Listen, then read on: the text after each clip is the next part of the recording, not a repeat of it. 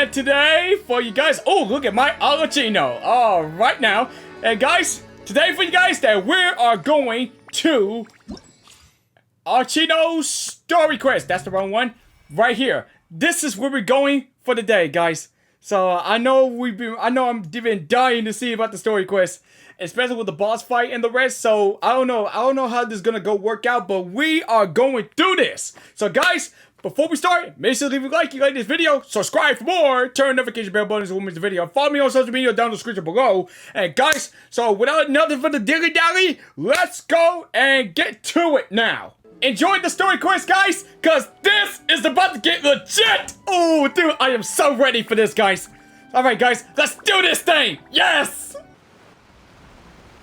Hey, traveler, Paimon. Lenny. Oh wait, why did I say Lynette? Not Lynette. I mean Lenny. Yeah, Lenny and Lynette. And okay, yeah. Oh, Paimon knows that voice. Lenny. Over here. Matcha boy. Hey.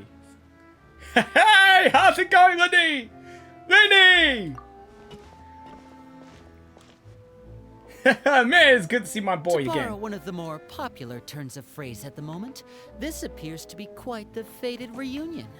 Running into you two out of the blue like this has really made my day. I certainly wasn't expecting it. Oh. You can say that again. What brings you to Poisson? Wait, Paimon's got it. You must be here for one of your magic shows, right? If you would have guessed it, yeah. Actually, we've run into a bit of trouble on the home front, so Father arranged for us to stay in Poisson for the time being. Oh, okay. Oh, are Lynette and Fremine here too? Yep, along with most of the other members of the House of the Hearth. You may have noticed Poisson seems a bit more crowded than usual. So you're saying nearly the entire organization has moved to Poisson? Sounds like you've run into way more than just a bit of trouble. What's really going on? Well... well, what's going on, buddy?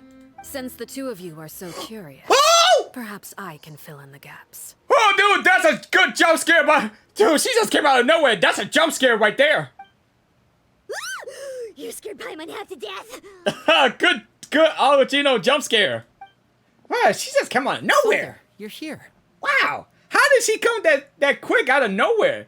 It's like she just came out of nowhere, dude. You know, on second thought, maybe we don't need to know. It's all probably super confidential House of the Heart stuff, right? We totally weren't trying to pry or anything. No need to be nervous. I could sense your genuine concern from your conversation just now. Even I feel nervous right now. But yeah. Of course. But don't worry, she's I on can our also side. understand your confusion. Sending so many Fatui here to Poisson, it's only natural that some might suspect an ulterior motive to be involved. Well, we are a little curious. I understand. I'm well aware you've had your fair share of confrontations with the Fatui in the past, and I can't exactly guarantee that we'll remain on good terms in the future. Yeah. But you're on our, okay, she's on our side, right? As for right now, however, I would say we have little reason to be at odds, wouldn't you agree? The House of the Hearth could stand to be more open with those who have worked so closely with us in the past. As for the issue at hand, well, it hardly relates to any ulterior motive. To be frank, it all stems from a certain rumor circulating around the House of the Hearth. It's an internal matter. What sort of rumor? A rumor that a certain phantom child is hiding away in the House of the Hearth. Oh, wait, a phantom child? Like, it's some kind of like ghost story, maybe? A phantom child? Ooh, just hearing the name is giving Paimon the creeps. Like, seriously? Like, who is the phantom child? A spirit that should have long ceased to exist is lurking in the shadows of the House of the Hearth. So I decided to bring the children to Poisson before continuing to investigate the situation. I expect I should be able to track down the spirit fairly quickly. After that, it's just a matter of resolving the situation, if you will.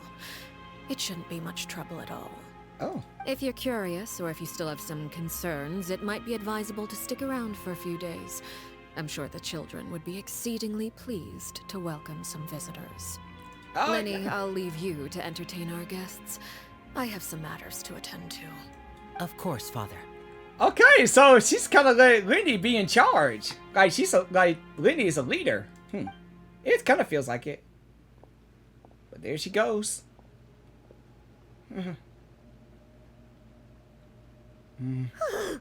I know, right? I couldn't help but feel imitated during that conversation with the knave. Now that she's gone, it feels like I can finally breathe again.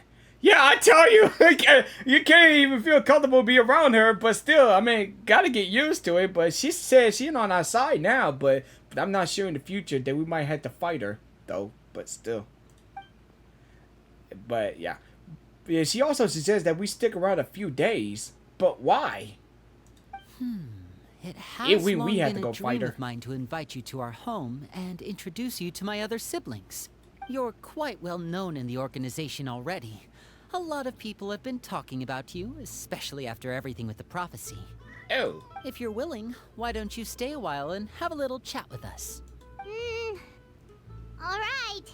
We don't have anything else to do right now anyway. But let's be clear, we're just gonna be there as guests, okay? Don't get any funny. Oh, wait a second. For your guests, that probably means we'll be treated to lots of yummy food, right? Of course. During our stay in Poisson, we've been helping out the locals with some fishing. We bring in quite the bounty every day. In fact, today's the perfect chance for me to show you what I can do in the kitchen. Let's go. I'll take you to where we're staying. Ooh, okay. When the hearth flame goes out, let's do this. We rented this house from one of the locals to use as a temporary base.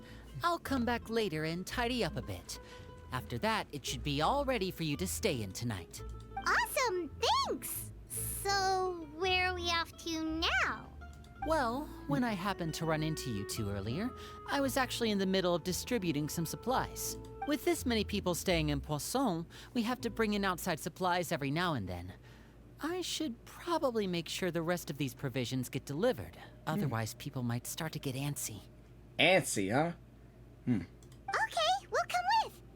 There are all sorts of rumors about your organization floating around out there. Paimon's not sure if she could even take a wild guess as to what's true and what's not. But now that we finally have the chance to see a day in the life of the house, we can take a good look at how you operate. Well, you're more than welcome to come along. Just follow me. All right.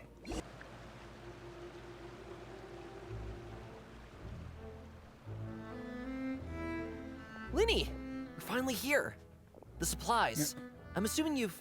Brought them with me? Yep, here you go. Wow, how did he know that? Hello? Something caught your eye? It's the Traveler in Paimon! Oh, here we go again. We're famous. No way! Oh yeah, we helped. Yeah, that's right. What? Come here, everyone! Hurry! The Traveler and Paimon are here! Well, it looks like we're popular in Poisson. One at a time, please. Don't crowd around them all at once. We don't want to scare off our guests now, do we? Oh, it's all right! Gotta say, Paimon didn't realize we were this famous. I know, right? Of course! Father and Linny have told us so much about you. Oh, huh. I wonder what she say. But still, I mean, guys, it's so great to be popular, you know? Father told us about how you helped Linny. According to her, you're a trustworthy friend. And as far as she's concerned, that's pretty much the highest compliment we've ever heard her give. As you can imagine, everyone's been very curious about you. I heard the Traveler is so strong that he can move a mountain with his bare hands. Yeah. Are you sure about that? I heard Paimon eats so much that she can clean out the entire pantry at Hotel Tabor in just 3 days. Wait a second! That's the rumor you heard about Paimon? Oh, not cool at all! Mine also a bit of a stretch. Mine too. I feel that way. Oh, wait. When guests visit, you're supposed to give them gifts and stuff, right? Oh, we don't need something like that. Besides, we don't have anything to give to you. Come on, we insist. I can give you some of my new potions. Just pick your poison. And by that, I mean medicine or actual poison. I've got both. Huh? Or maybe Shaplo can teach you guys about stealth. He's super good at it. He's never been caught. Oh, cool. We need some of that to our advantage. Ah, now that's not a bad idea. I know you usually prefer to fight head-on, but it never hurts to expand your bag of tricks, right? Huh. When it comes to eliminating your enemies, staying quiet can go a long way. Trust me, I would know. Oh, okay. Yeah, we might use that to our advantage. Right, guys? I was poisoned not too long ago, and I'm still dealing with the after effects. So I'm not quite as good as I was before, but I could still give you some pointers. Wait, when you said gifts, I didn't think you meant poison and stealth tactics. But those are the best things we can give you. You don't like them? Ooh, how about this? Tell me the name of someone who really annoys you, and we'll teach him a lesson for you. Okay, anyone says Paimon? No, it's not Paimon. The dangerous situation keep them after one another. You start All being right, women. Fold, Selwar. I think that's enough suggestions for now. When it comes to being a good host, it's the thought that counts. You don't need a physical gift to make our guests happy. In fact, pestering them with suggestion after suggestion might make them more annoyed than anything. I would say your enthusiasm has certainly gotten across. Really? We definitely feel the love, though. Awesome! It's been so long since we've had guests to play with. If there's anything you need, just let us know. Yeah, especially if it's poison or something. I've got all sorts of potions for that. We don't need poison. Well, we'll talk to you all later. We've still got supplies to distribute. All right, see you later.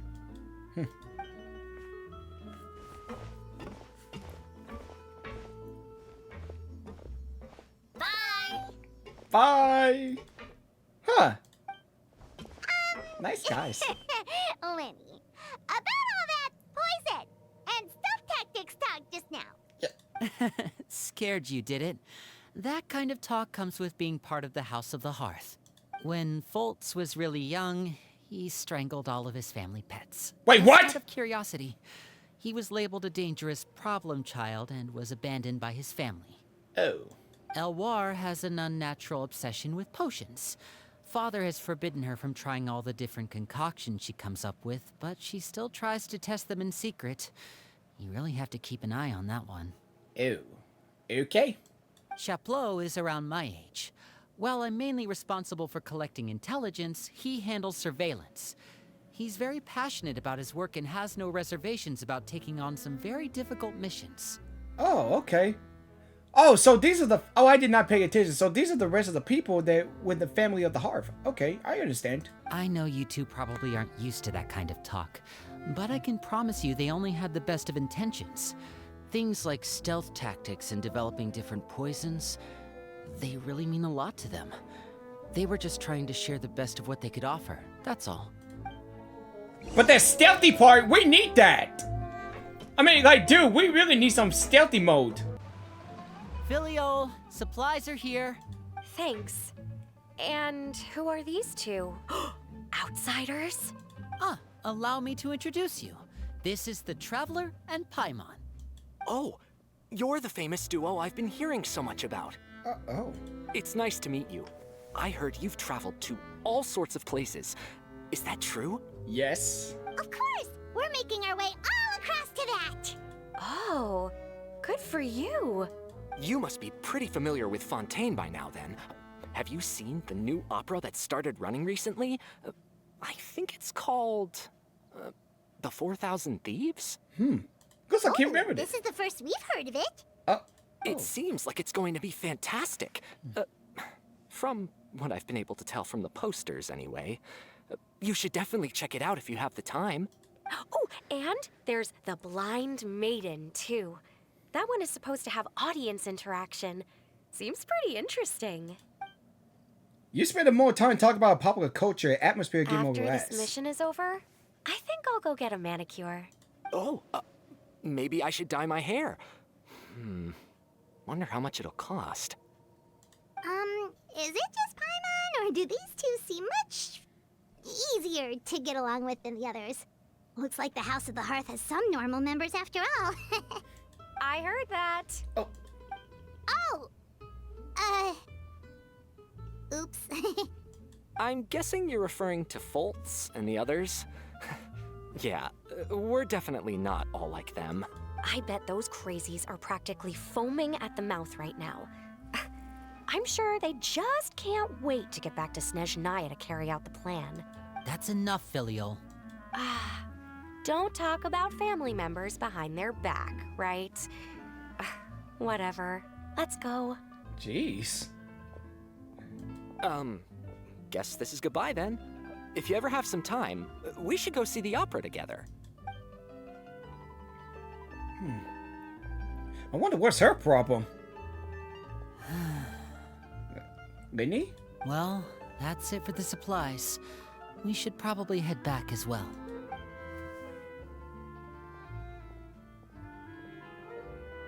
Well, they didn't seem too happy with each other. Seems like there could be something more going on here. Yeah, we should observe for now.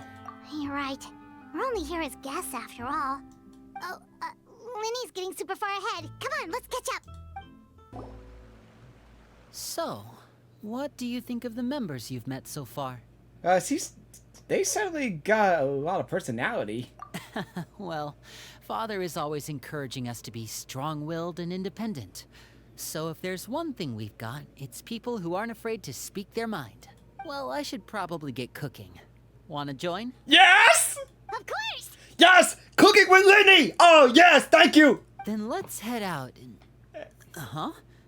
Fremine? What are you doing here? Oh, Fremine. Well, Fremine! Nice to see you again! Oh, you too. I heard you're here as guests of House of the Hearth. Welcome. We were just going to make some food. Why don't you come along? I could use some help in the kitchen, and I seem to remember you mentioning you wanted to make seafood soup for the traveler in Paimon. Seafood soup? Oh, Paimon is drooling already.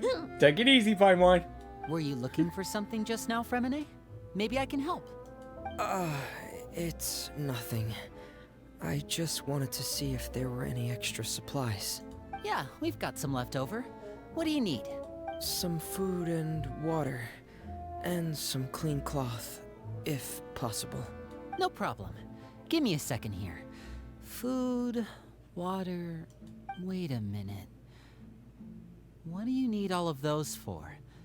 You're not on any missions as far as I'm aware, and you were just going to come eat with us. So what's this all about? Uh-oh. What is happening, guys? Dude, if Fremine is not telling us something? I thought I'd grab an extra portion because I get hungry at night. Could be because I'm growing, you know, and... Guys, Fremine is hiding something. I mean, I'm not sure, but the way he looks and the way he talks, he must be hiding something. He might be telling us he might be not telling us something. Fremine. Like, seriously. You remember what I told you? You're not like me. Your lying skills still need some work. Oh. Tell me what's going on. Is it really bad enough that you have to keep it from your own brother? Oh. You can't hide from Linny. Yeah, cause like Linny knows his tricks. The lies. Maybe it'll be better if we gave them some space. Good idea.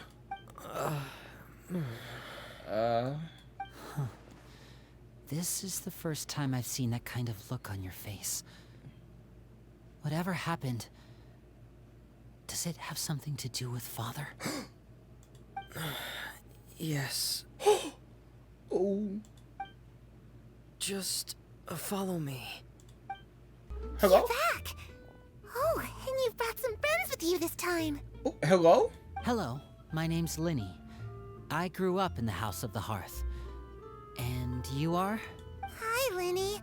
I'm also a child of the House of the Hearth, just like you. Wait a minute. Wait, is that girl I saw from the anime short? Wait a minute. You can call me clervie. Clervie! Wait, is that Clervie? Wait, whoa. Clervie? Clervie? Wait, that's the girl I saw on the anime short. Dude, wait, is that really her? Oh, well, this is the first time we met her. Okay, so I'm just gonna pretend I not know this. I mean, like, nice to meet you too, clervie. Dude, this is a... Wait, is this actually real? Does that name ring any bells, Lenny? Wait, she look like that girl from the anime short. About Arelecchino's past. Yeah, if you guys didn't know that, it could be right up there if you haven't seen it. So yeah, it's gonna be right up there somewhere that you guys see it. It'd be right over there. So yeah, go watch the video if you want. But dude, right here, this is what we see right now. What I'm seeing right now is that the same girl that I seen? No, not at all. That's not a name we have on our roster, I'm sure of it. She looked like her! What I'm not sure of, though, is how she managed to sneak in. And especially, I'm gonna give you a picture. That, like, it'd be right over there. That almost looked like her. That's got, like, seriously. She must be the phantom child Father's been searching for. Phantom From child? the looks of it, I'm guessing you were the one that found her, Fremine. You, haven't told Father, have you? No, I haven't told anyone. I've just been keeping her hidden. Keep her... Wait, what? For how long? About half a month now. A half a month? So ever since we got to Poisson, then, do you have any idea what you're doing? I know what I'm doing. Really? Because from where I'm standing, it looks like you're hiding the very person Father has been trying to find. If Father finds out about this, everyone involved is going to be punished. Oh. You know the rules of the house, Fremine. I know you do. Father doesn't tolerate any form of betrayal. So why are you doing this?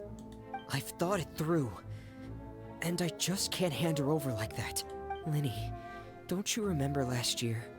Sheplo nearly died after getting poisoned during that one mission. He wasn't able to get back before the poison started taking effect, and not a single person was there to help him. That night, while I was sleeping, I heard a voice telling me to go save him. I opened my eyes, but I couldn't find the source of the voice. I thought maybe I was just hearing things, but I went to look for him anyway. Luckily, I got there with enough time to save his life. Oh. Okay, now I understand what's going on here, but yeah, guys, I mean, like, seriously, but, if you guys, want to see the video first and then come back, or just go and see the whole video first and then go back and see the video, so yeah, it's gonna be right up there. So yeah, just to let you guys know. That feeling of being haunted, of hearing voices, it's happened many times in the House of the Hearth. I'm sure you've noticed. I didn't even really realize that she might be the Phantom Child. I did not realize that. Even I knew her. So what you're saying is, that was her? She was the one who spoke to you that night? Unless there are other spirits roaming around the House of the Hearth, I don't think there's any other possibility. If clervie were our enemy, it wouldn't matter whether she was a spirit or an actual child. I would have acted without a second thought, because that's what Father ordered us to do. Wow, you're not kidding. But she's been living with us, helping us from the shadows all this time. I think that makes her family. I couldn't just hand her over to be dealt with. Not when there's so much we still don't know. So what's your plan then? This is shocking. You can't keep her here forever. Someone is bound to find out eventually. I haven't thought that far yet. I don't want to disobey an order from Father, but I also don't want to put clervie in danger. Come with me. There are a couple things I'd like to say to you in private.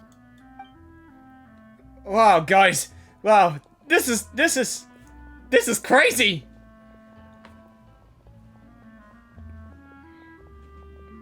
So Those two sure care a lot about each other. Well, they got a funny way of showing it. From where Paimon was floating, it sure seemed like they were about to bite each other's heads off. No way. They have a really deep bond. I could tell right away, because I also have a friend like that.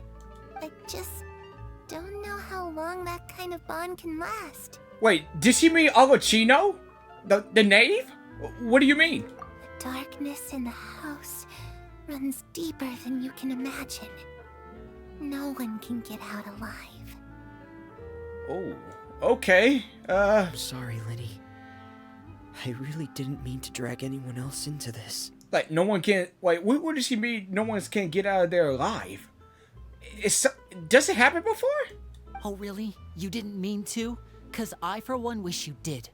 Huh? What do you mean? You know, when we were younger, you didn't call me Linny.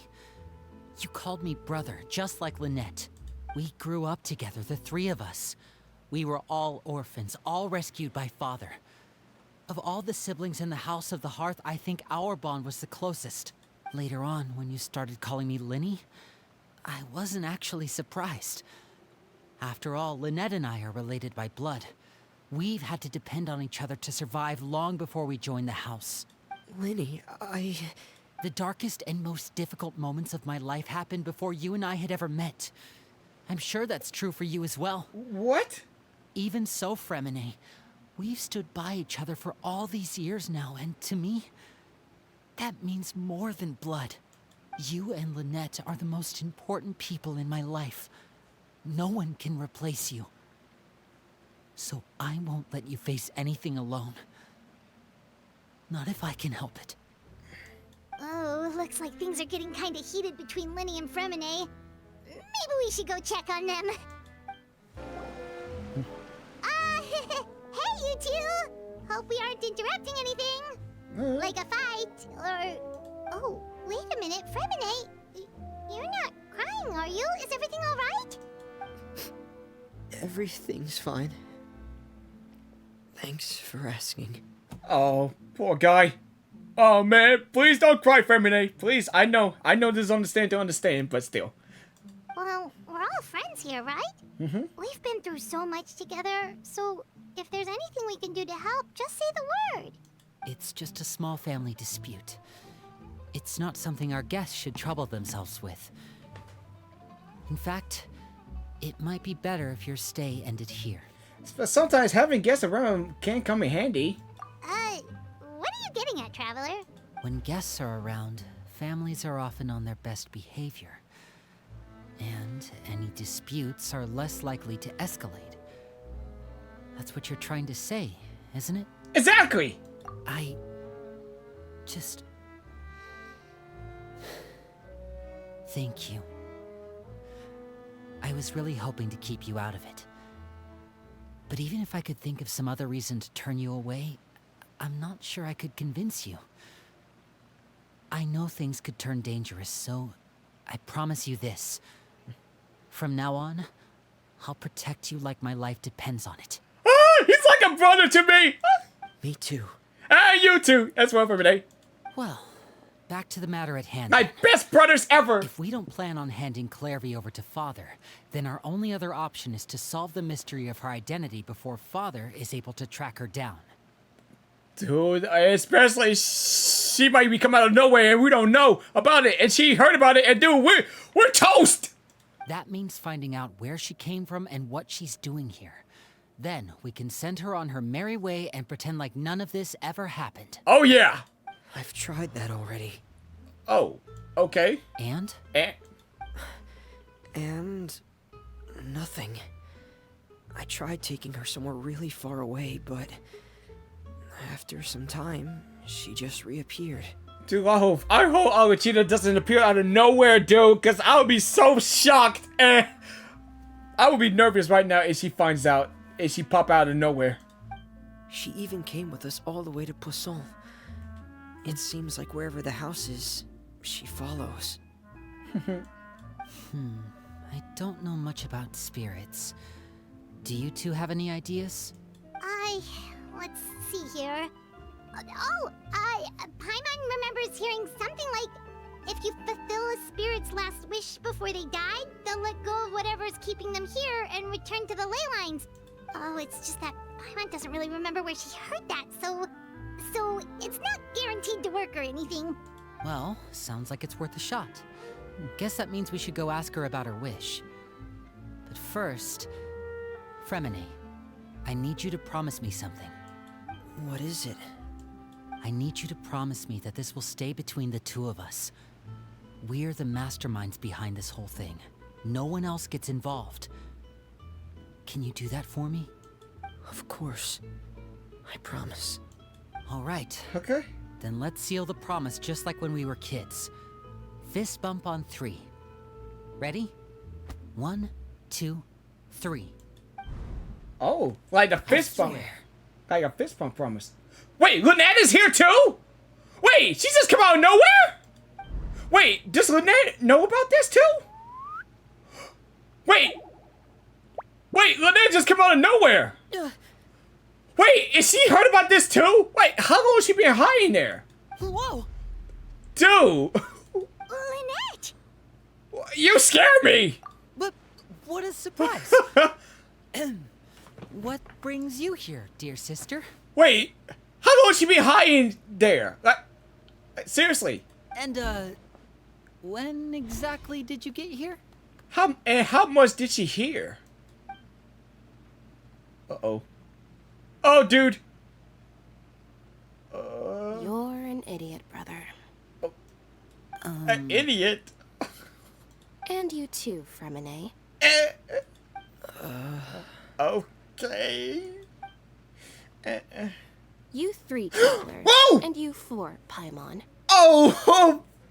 Wait, what did we do? Well, I guess we just kept a secret from her as well. I've seen clervie around the House of the Hearth before. I hadn't seen her in Poisson, so I figured she must not have come with us. But it turns out you were just hiding her. I heard you talking about your plan. Rather than steering clear of the situation, I'd rather fully join in. What? Is she... Okay, so we just have to keep this a If secret. you don't agree, I'll have no choice but to report everything back to Father. Simple as that. Oh, no! Oh, okay, just... You're not giving us much wiggle room here, Lynette. Dude, we don't need to tell anybody about this. Okay, only Lynette, Fremine, and Lindy, and us, and Paimon, we all know. Nobody else knows. So we have to keep this a secret from Father.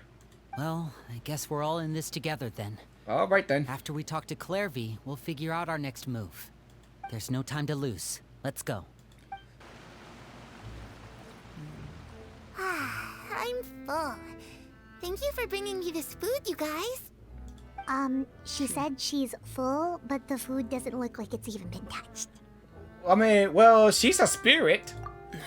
That's right. Spirits can't eat. Based on what I've been able to observe, it doesn't seem like clervie can interact with the physical world at all. Yeah. Still, when she's presented with food, she'll always linger around it for a good little while. Oh, okay. That's right. Maybe, in her mind, she really is eating those things. Oh, okay, yeah, so that's why. Yeah, cause during that time, she just died. Yeah, and then after that, then she's just a spirit. Okay, yeah, now I understand that. Yeah. So I just thought about that. I just thought she was alive. But then it turns out she's a spirit. Okay, yeah, I understand. Does she know that she has already passed away? I've tried to ask her, but she didn't answer. My guess is that she's just as confused as we are. Or maybe she couldn't understand the question at all. Clervie, if you've got some time, I'd like to ask you a few questions.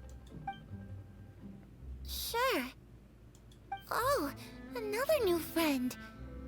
Hi, I'm Clervie. Hello.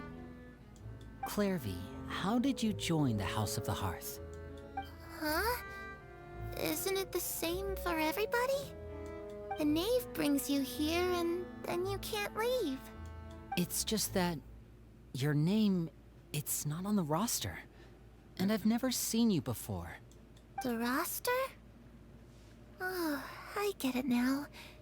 I think there might be some things you don't know about this place.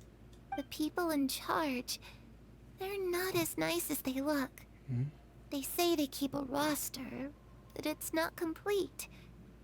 There are a lot of people who aren't on it, and never will be. In this house, some people are family, and other people are just test subjects. Test subjects? Those kinds of people aren't ever going to get a place on the roster. Unless It's the roster of people who've been executed. Wait, does that mean the knave... She... Is there anyone that can vouch for you? Perry. She's my best friend. She's the only one I trust in this place. Have either of you heard of that name before? No. Me neither. Clervie, Perry. Neither of those names are on the roster. But it seems like she's telling the truth. Either that, or this kid's already got a bag of tricks bigger than mine. Like, if she says it's not on the roster, that means they don't exist, right? Like, she's a spirit, right? And then Maybe we should try a different approach. Clervie, do you have a wish? A wish? It can be anything you want. Just imagine. It's your birthday, you're blowing out the candles, and your wish is...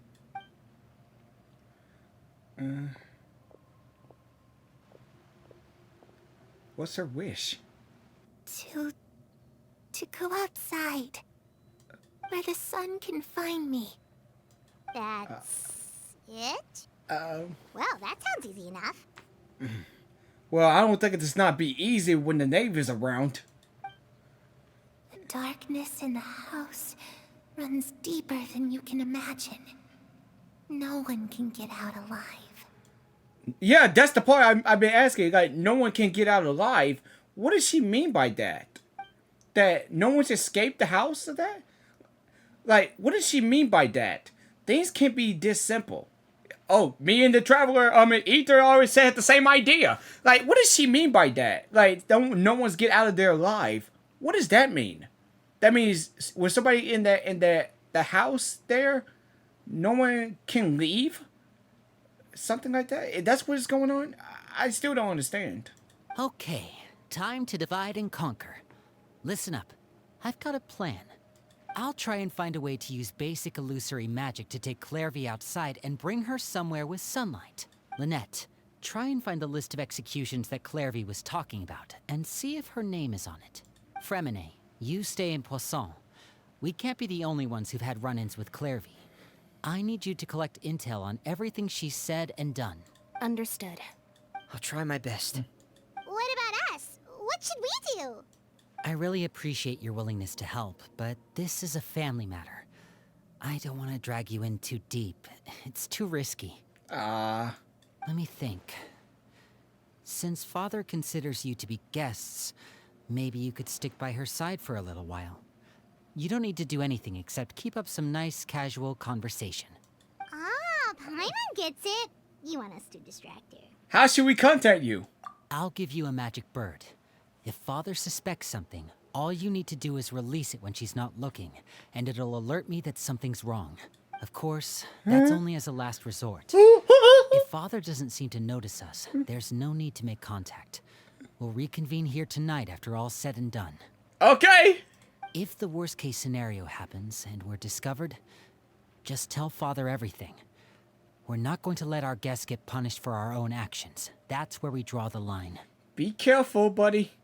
You too. Okay, this is where we part. I feel nervous. Father should be at the beach nearby. Dude, I feel nervous when this is happening. I really hope this goes well. No, it has to go well. No, it has to go well. That's the only way this can get resolved. Oh, yeah. Guys, I don't know about this, but I feel nervous. Clervie, I'd like to take you somewhere. Is that okay with you? Sure. Where are we going? Dude, I feel nervous. It's the knave and child. Wait. Oh, yeah, I remember back then. Yeah, he's okay. Hey, aren't you supposed to be in Snezhnaya recuperating? What are you still doing in Fontaine? Oh, it's you two. I didn't expect to run into you here. I was unconscious for quite a while after the fight in the Primordial Sea. After I woke up, I realized I was being taken back to Snezhnaya, and well... But I'm glad he's okay, really. I couldn't have that now, could I? Not when I've still got unfinished business here in Fontaine. So, I mustered up all my strength and made the journey back on my own. Yeah, I mean, I'm just glad he's okay. Cause remember last time that Shilk just threw him into the portal? Yeah, in that dark purple portal back then? Yeah, but I'm glad he's okay, really. What sort of unfinished business are we talking here? Oh, yeah. It has to do with Skirk, my master. Skirk! I really wanted to meet up with her, but by the time I got back, she had already left. I still have so many questions for her. Without any other leads, all I could do was ask the knave to help me track her down. She must have left behind some traces from her time in Fontaine. Oh, okay. So, have you found any clues? Unfortunately, no. While the House of the Hearth is adept at collecting all manner of intelligence, certain existences can still manage to escape our purview. Oh. Basically, unless Master feels there's a need to meet with me, she's not going to be found. But that problem has an easy fix. I just need to become stronger, and then... I think he needs some medicine or something, or a cough drop. But still, I really want to see Skirk again. Paimon thinks you should focus on getting better first. Yeah! The worst of it is over. It's all thanks to that one kid from the House of the Hearth. Elwar, I think her name was. She gave me a bunch of random potions to drink. They didn't go down easy, let me tell you. Pain and chills all over. But they really did help speed up my recovery. And that's good, because it looks like I really do have to head back this time. The old man's been putting the pressure on me. What? He sent someone to tell me I'm needed for some sort of project. Oh. Look at that hermitature over there, like doing that dancing over there right close to the water. Wait, why is he on there? I mean, seriously, he's not supposed to be on there, right? Really? I might just go over there and push him in the water. I mean, after this cussing, I'm going over there and push him in the water and see how that works. I might do that after this, I'm gonna go push him. Project Stuja? Project Stuja? Yeah, that's the one. I heard Regrator's involved too. I'm not looking forward to having to listen to all his monologuing, that's for sure. Hey, maybe you could think of a way for me to stay in Fontaine for a little longer. Helping Linny and the others brush up on their fighting skills would be far more interesting. If you and I could spar, that would be even better. I've been waiting for a chance to see you go all out. Ooh. And what a sweet little daydream that is. But I also have a role to play in all this. I'll be leaving Fontaine shortly as well.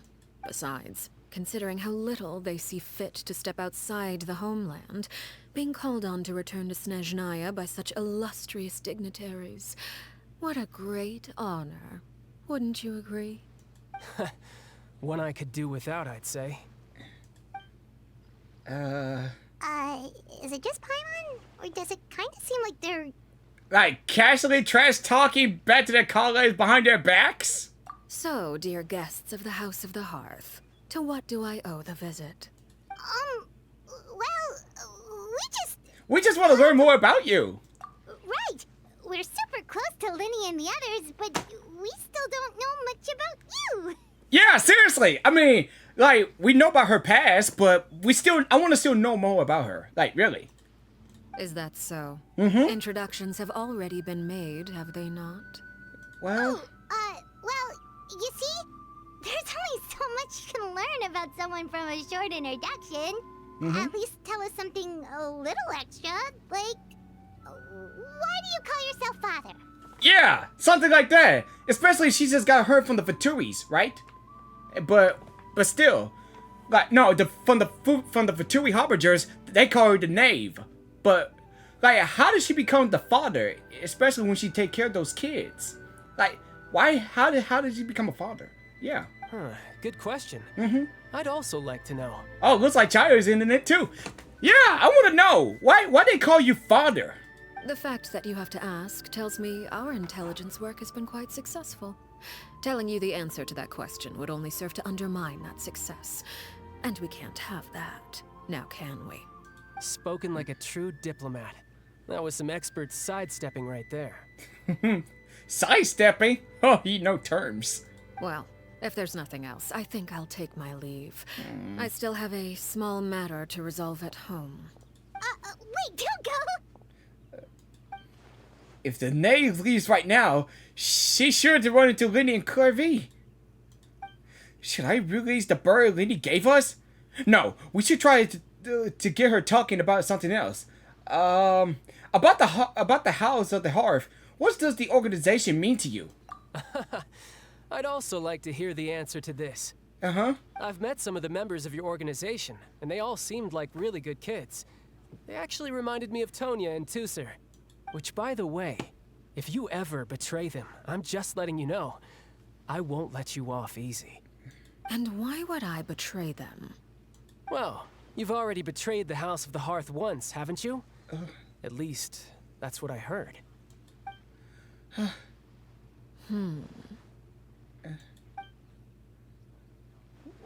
Okay, I admit.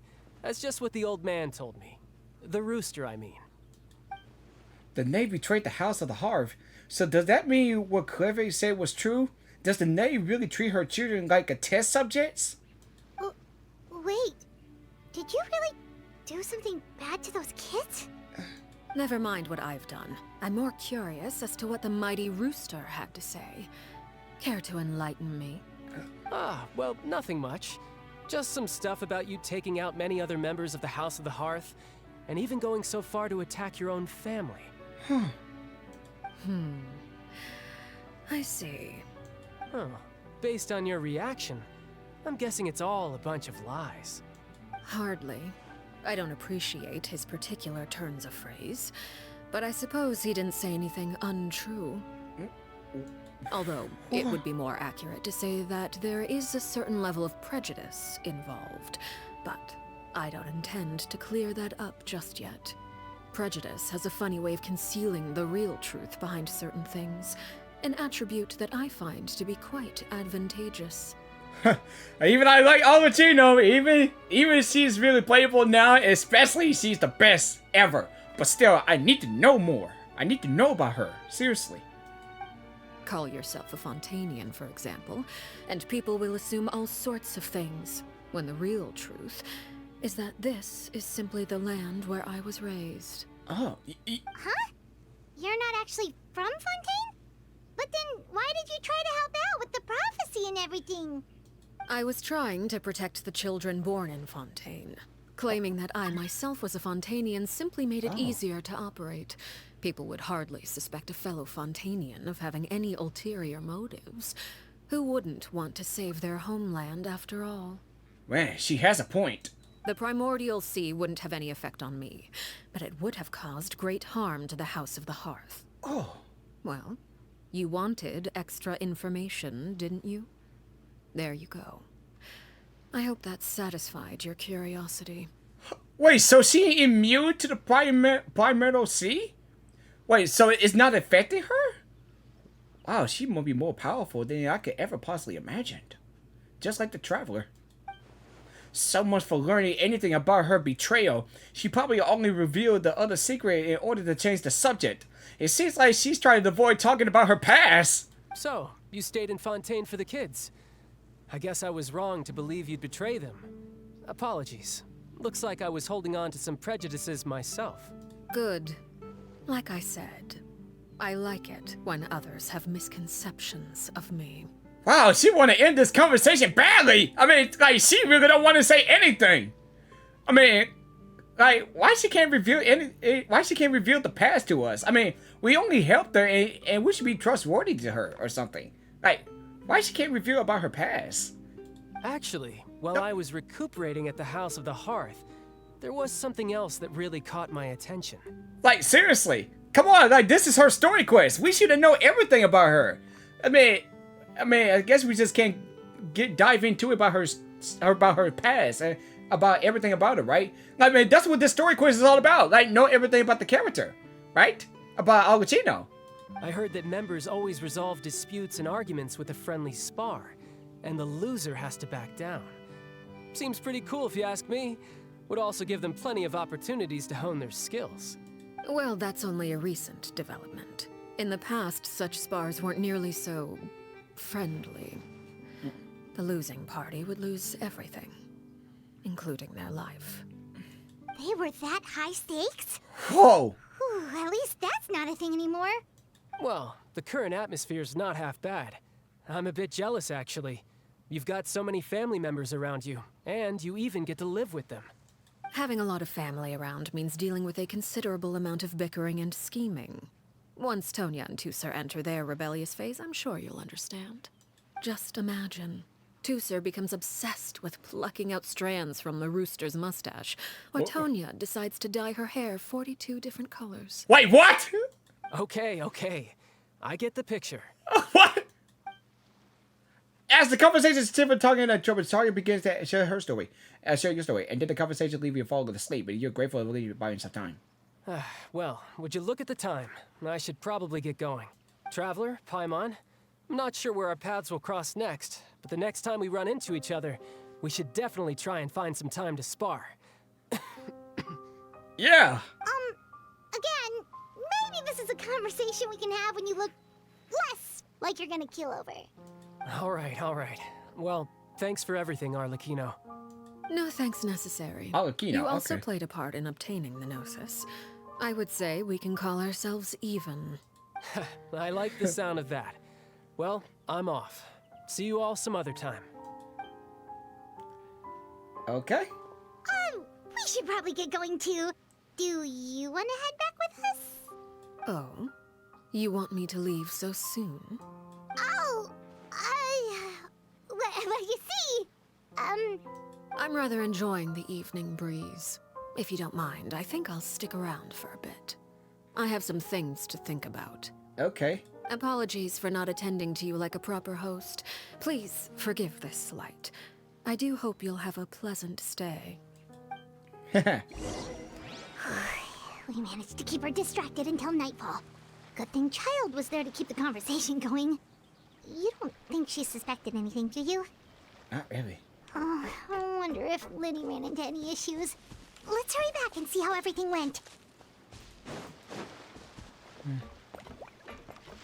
Oh? You decided to stay a little longer? Let's take in the ocean view together, then. Yeah. Nice view. All right, let's head back. Liddy, how did everything go? Yeah. Well, long story short, we ran into a small issue. Clervie can't go into the sunlight. Wait, what do you mean? Everything was fine at first. She followed me up to the surface just like I told her.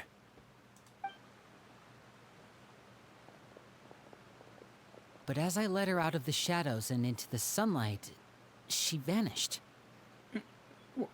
I turned around and there she was, standing at the edge of the shadows, silently watching me.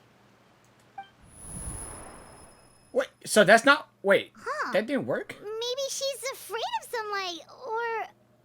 No, it wouldn't be her wish if that were the case. Well, we could always try pushing her into it. Not sure pushing work on a conjured being. Come on, Paimon.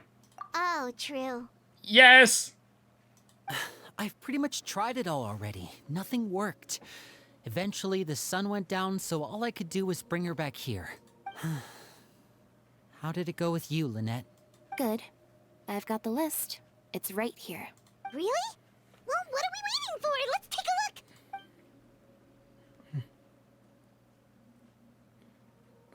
Oh, that's a lot of pages. Oh, it's gonna take forever to get through it all. We can each take a section. Here. Okay. La Pouillade, Landois, Chambel, Horaire. Wow, that's some like British words. Like French words. Oh. Hiya, Lidos, Liberté, Jean-Biel. Oh, there's a lot of execution lists. Wait. Okay, so these are the people that were being executed. Oh, yikes. That Horaire guy has a huge scar on his face. He's kinda giving Paimon the creeps. I've met him before. The scar is from an injury he received during a mission. I still remember him joking with me about it. He said any future lover would take one look at him and then lose all interest. Did he say anything else? Well, I asked if there was someone he was interested in. He said no, and that's where our conversation ended.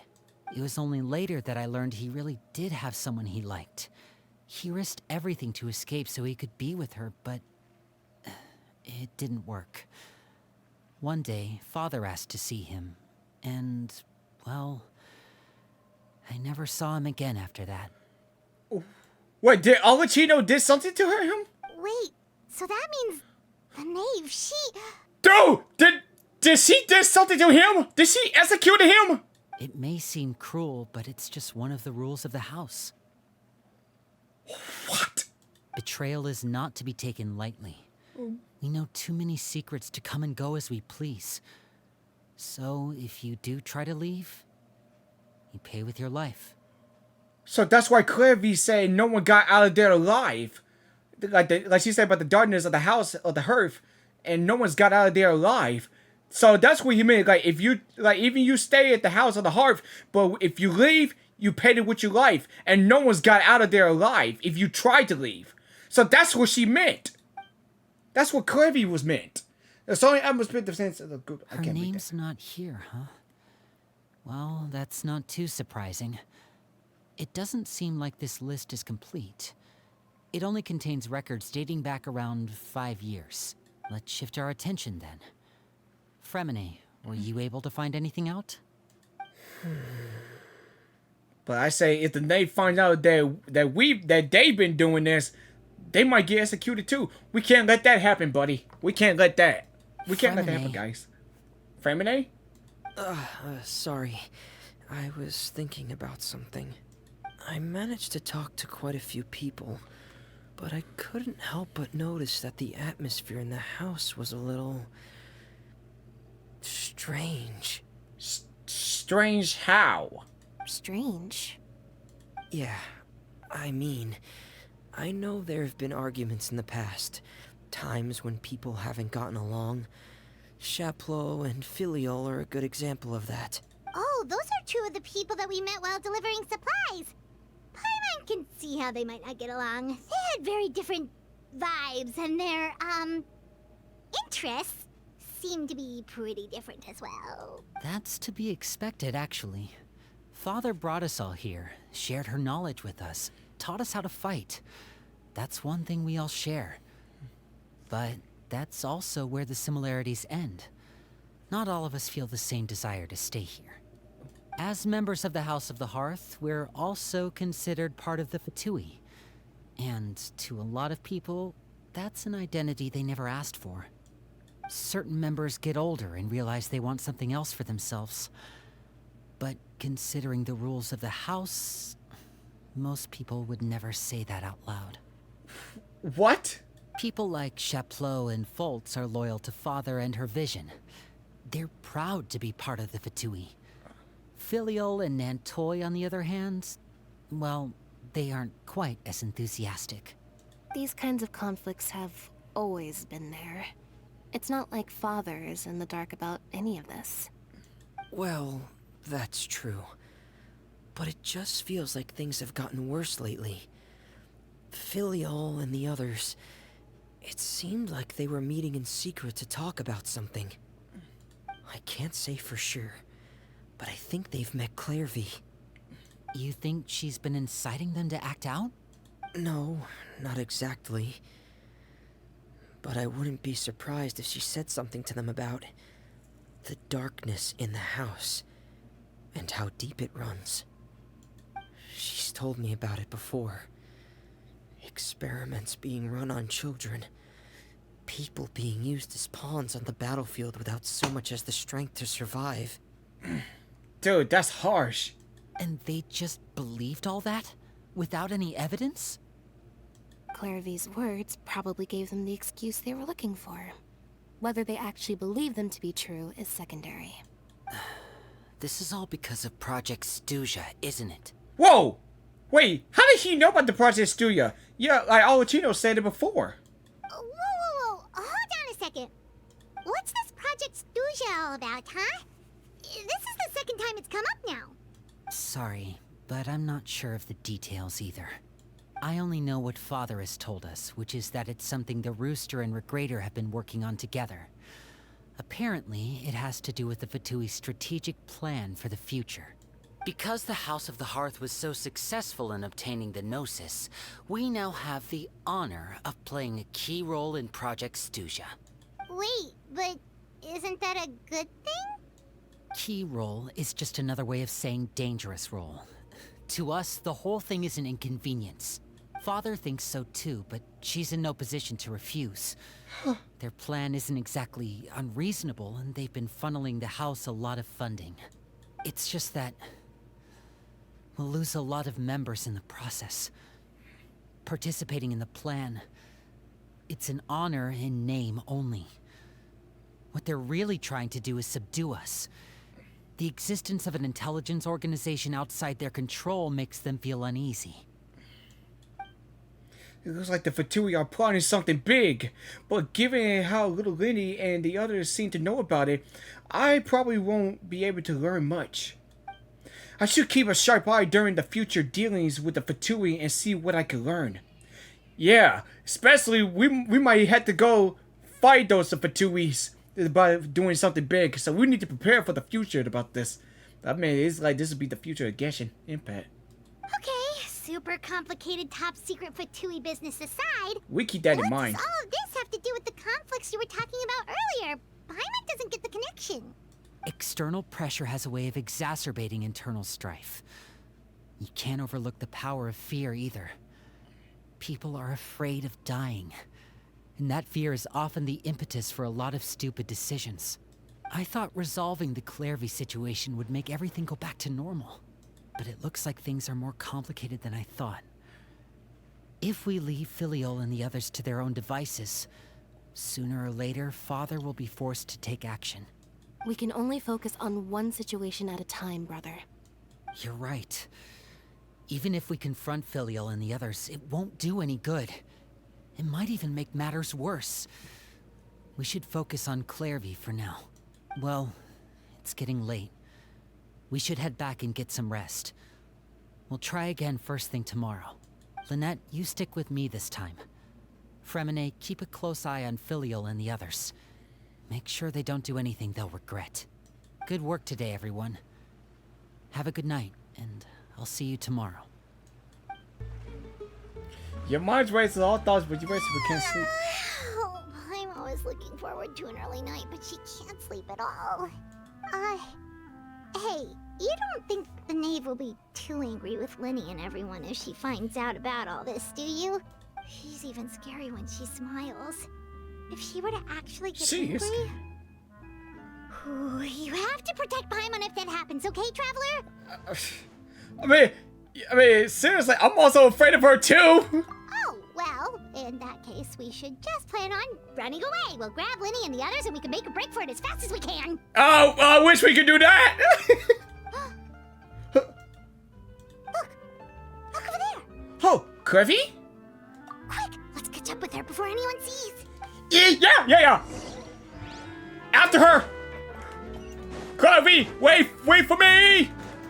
Don't go off on the road on your own. I mean, don't go run off on your own.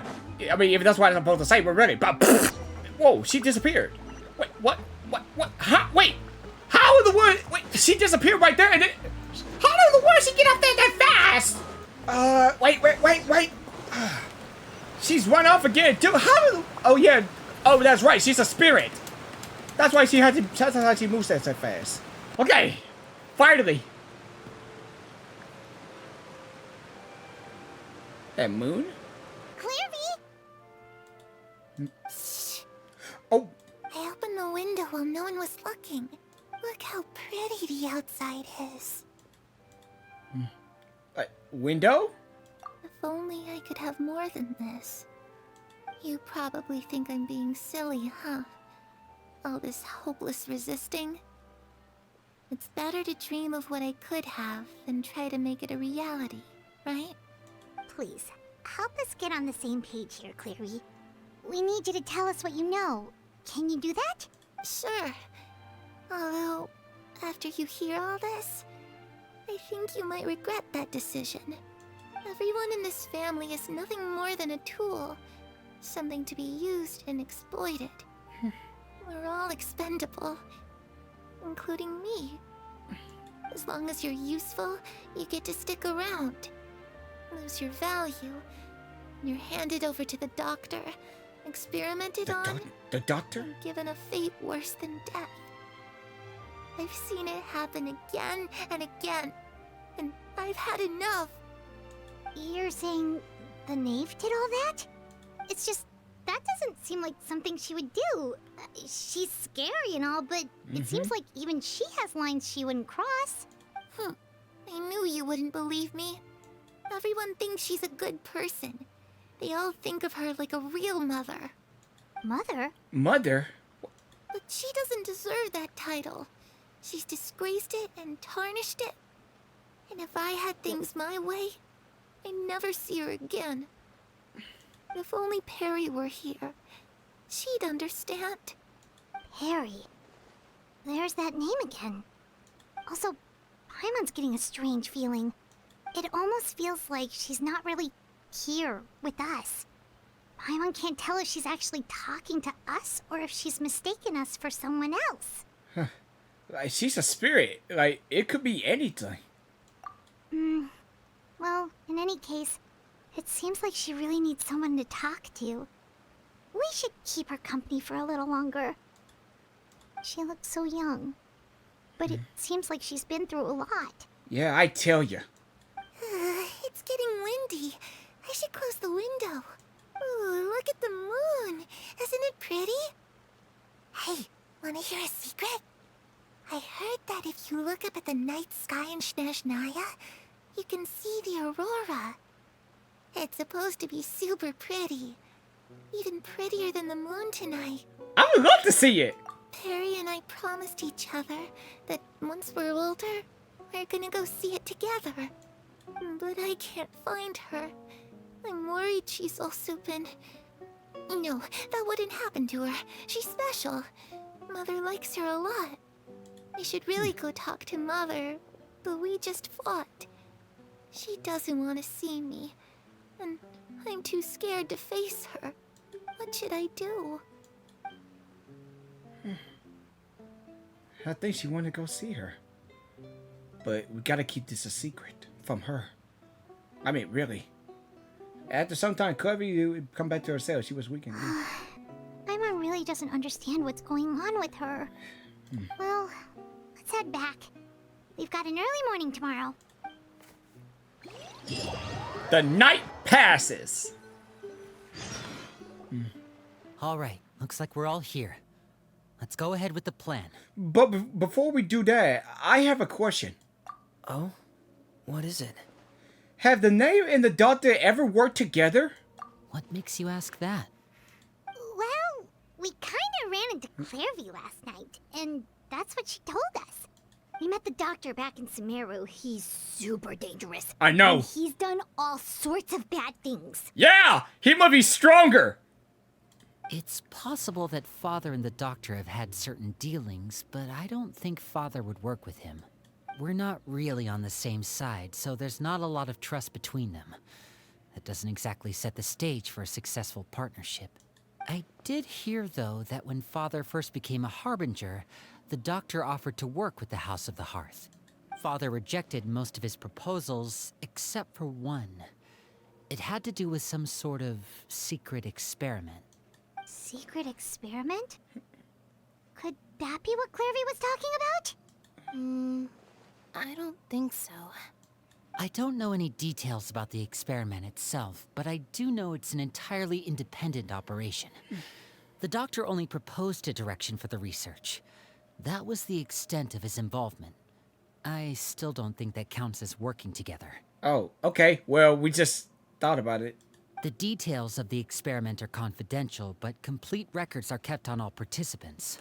That doesn't seem to be the case with the situation clervie referred to. I know you don't agree with some of the Fatui's methods, and I'm not asking you to. But I am asking you to trust us on this. The House of the Hearth has its own principles. There are certain lines we're not willing to cross. Alright, that's good to hear at least. Clervie seems to think the knave and the doctor worked together to do something horrible. If that turned out to be true, Paimon doesn't know how he would even face you guys. It's just that it doesn't seem like Clervie is lying either. The easiest thing to do would be just ask the knave directly, but Paimon doesn't think she'd tell us. Let's focus on the plan for now. Father didn't come back last night. She's probably still near the shore. We'll be counting on you to distract her. Lynette, you're with me. Fremine, you know what to do. Be on your guard, everyone. All right, let's get to it. All right, we're doing this again. Okay, we're going out to the shore. And please, I hope there's somebody with her this time. Even Chayo's not there too, but I wonder who could be with her this time. Dude, this would be something that she is not telling us. Oh, please don't tell me she's not all alone. Oh, great. She's all alone now. Oh, yeah, that's right. I forgot. I want to, hold on. Let me go over there. And see if I can stop this guy. I want to push this guy down. Let me see if I can push this guy down. Push him! Push him! Ah, great, too late. Got it, guys! Ugh. Okay, she's all alone now, but got it, man! Hello again. Ah, it's you two again. I must say, you look a bit pale. Did you have trouble sleeping last night? A little. Yeah. Perhaps if you had less on your mind, you'd be able to absolve yourself of such troubles. So what are you planning to do now? Catch up on some sleep? Or should I give you some time to rack your brain for a topic to discuss before I ask any questions? Although I must profess to being curious.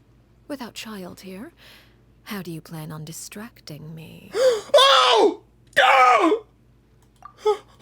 Us? Distract you? A good one. But no. We were just here for a chat. Yeah! Looks like you could have used some extra time to think. No matter. If you don't have any other plans, why don't you accompany me somewhere? Oh, dude! Don't worry. I'll be sure to steer clear of any scheming children. Oh, dude, we're so dead! Dude, we're so dead! The ocean breeze is sure nice today. Okay. We just need to calm down, cause we're not sure that she said about some of the children, but wait, so she know everything then? Children always think they can hide things from the grown-ups, but nothing gets past me. Least of all a little scheming. I think I'll let them have at it for a little longer. I can be very patient. Well, I'll leave you to think things over. If you're so inclined, meet me outside the Palais Mermonia. Good things come to children who do as they're told. So I do hope you decide to tag along. If only for your friends' sakes. What should we do? I don't know. She clearly knows about everything we've been doing, and Paimon doesn't think it'd be a stretch to say she was threatening us just now. Okay, maybe we should get at least the picture that Lenny gave us. Oh, brother. Oh, good idea. Hopefully he sees it in time. Well, we should probably head to the Palais Mermonia. Paimon doesn't want to find out what happens if we don't show up. Based on what the knave was saying just now, it sure didn't seem like it'd be anything good. We really don't have any other options. Guess we have to do is take it one step at a time. Okay, then we probably shouldn't keep her waiting. It seems like Linny and the others are on thin ice, so let's do our best to not get them in any more trouble.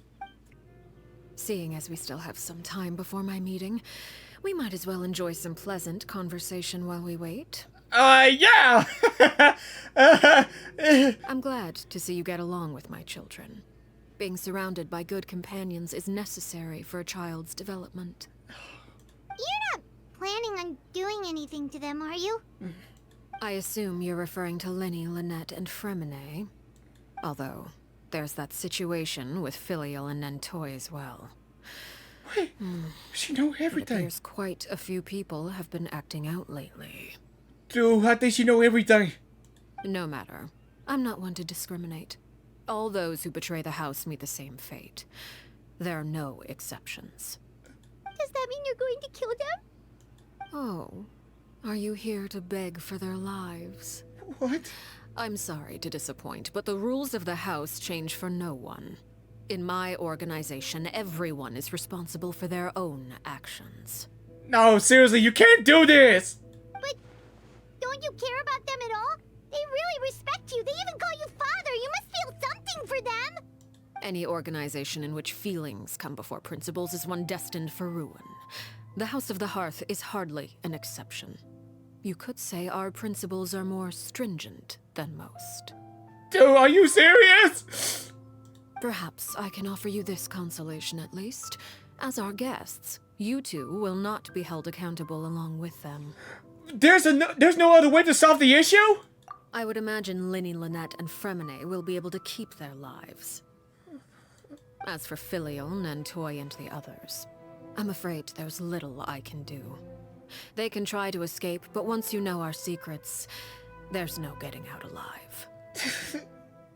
But That's that's awful. seriously, that's not fair. Ah, you seem concerned. Out of consideration for my guests, I suppose I could turn a blind eye for a little longer. If Linny and the others manage to dispose of clervie in the meantime, all evidence of their wrongdoing will be lost. In that case, I could hardly punish them for something I couldn't prove. But dispose? If their efforts are unsuccessful, on the other hand, all will be held accountable. And the punishment will be severe. We'll hold you to it. Of course. Oh, and here, I believe this belongs to you. Do try and keep better track of it next time. Well, how does she know? Dude, there's no way escaping from her. It takes a considerable amount of time to train a bird like this. It would be such a pity if you were to lose it. Permanently. Dude, she knows everything. There was no way we can't secrets from her. Dude, seriously. And dude, I was about to cry through that, man. Dude, I can't cry through this right now. Not yet. Dude, seriously.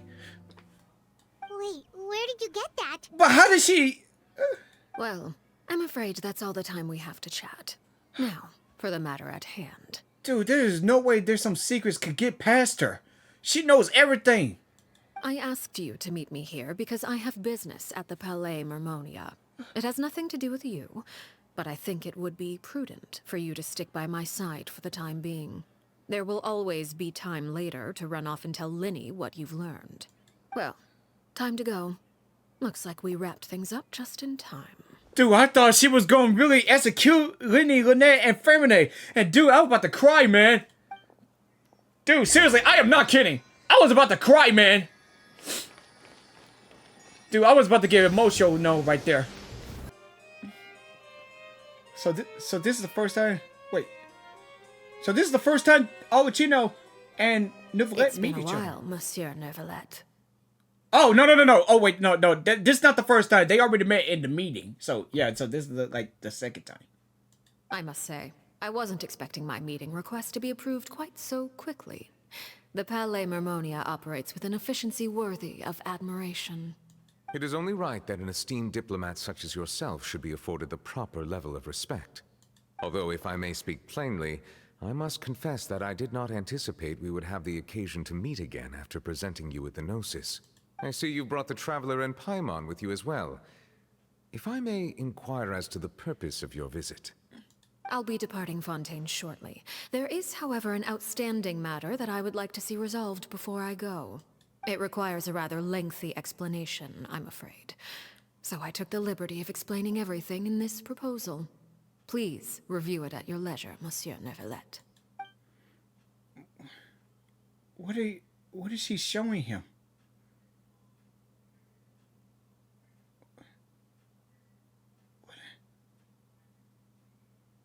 What did she give it to him?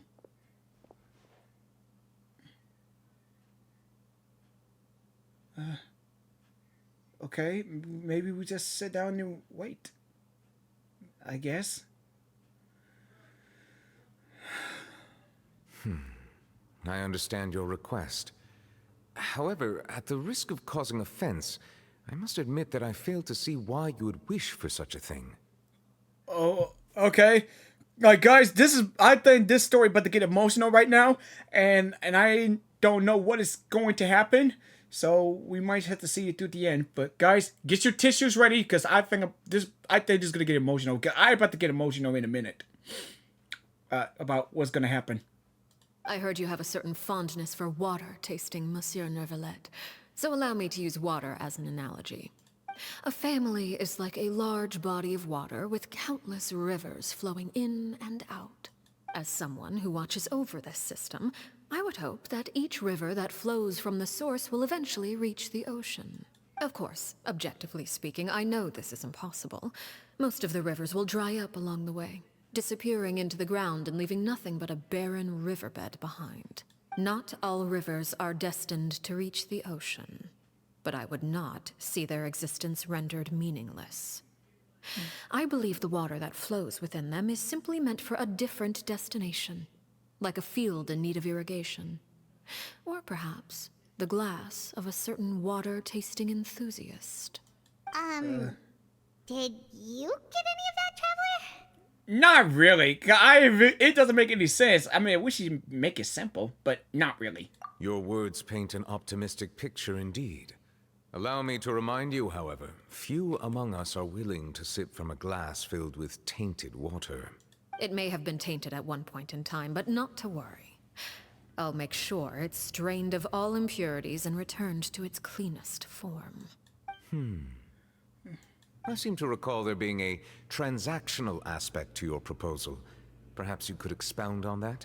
If you accept my proposal, Monsieur Neuvillette, I will gradually withdraw my forces from Fontaine. What? Like, guys, do you guys get any of this? Because I don't. And, unless absolutely necessary, I will no longer carry out any special missions within Fontaine. I presume I can take your words to mean that, in the future, cases similar to the Tartuffe assassination will cease to cross my desk? Tartuffe? Ah, that thief who embezzled funds from all those charities, you mean? My deepest condolences to his family, but without any evidence, I cannot imagine how the House of the Hearth might have been involved in his passing. Of course, if you accept my proposal, Monsieur Neuvillette, I'm sure certain measures could be taken to reduce the frequency of such troubles. You choose your words carefully indeed. In that case, I'm inclined to accept your proposal. My thanks for your generosity, Monsieur Neuvillette. Well, with that settled, we should be going now. I took the liberty of bringing along 2 bottles of spring water from Snezhnaya for you to enjoy. I do hope I get the chance to hear your impressions. Perhaps at our next meeting, yes? Indeed. I trust you would not overlook your commitment in the meantime. All right, Traveler Paimon. Time to go.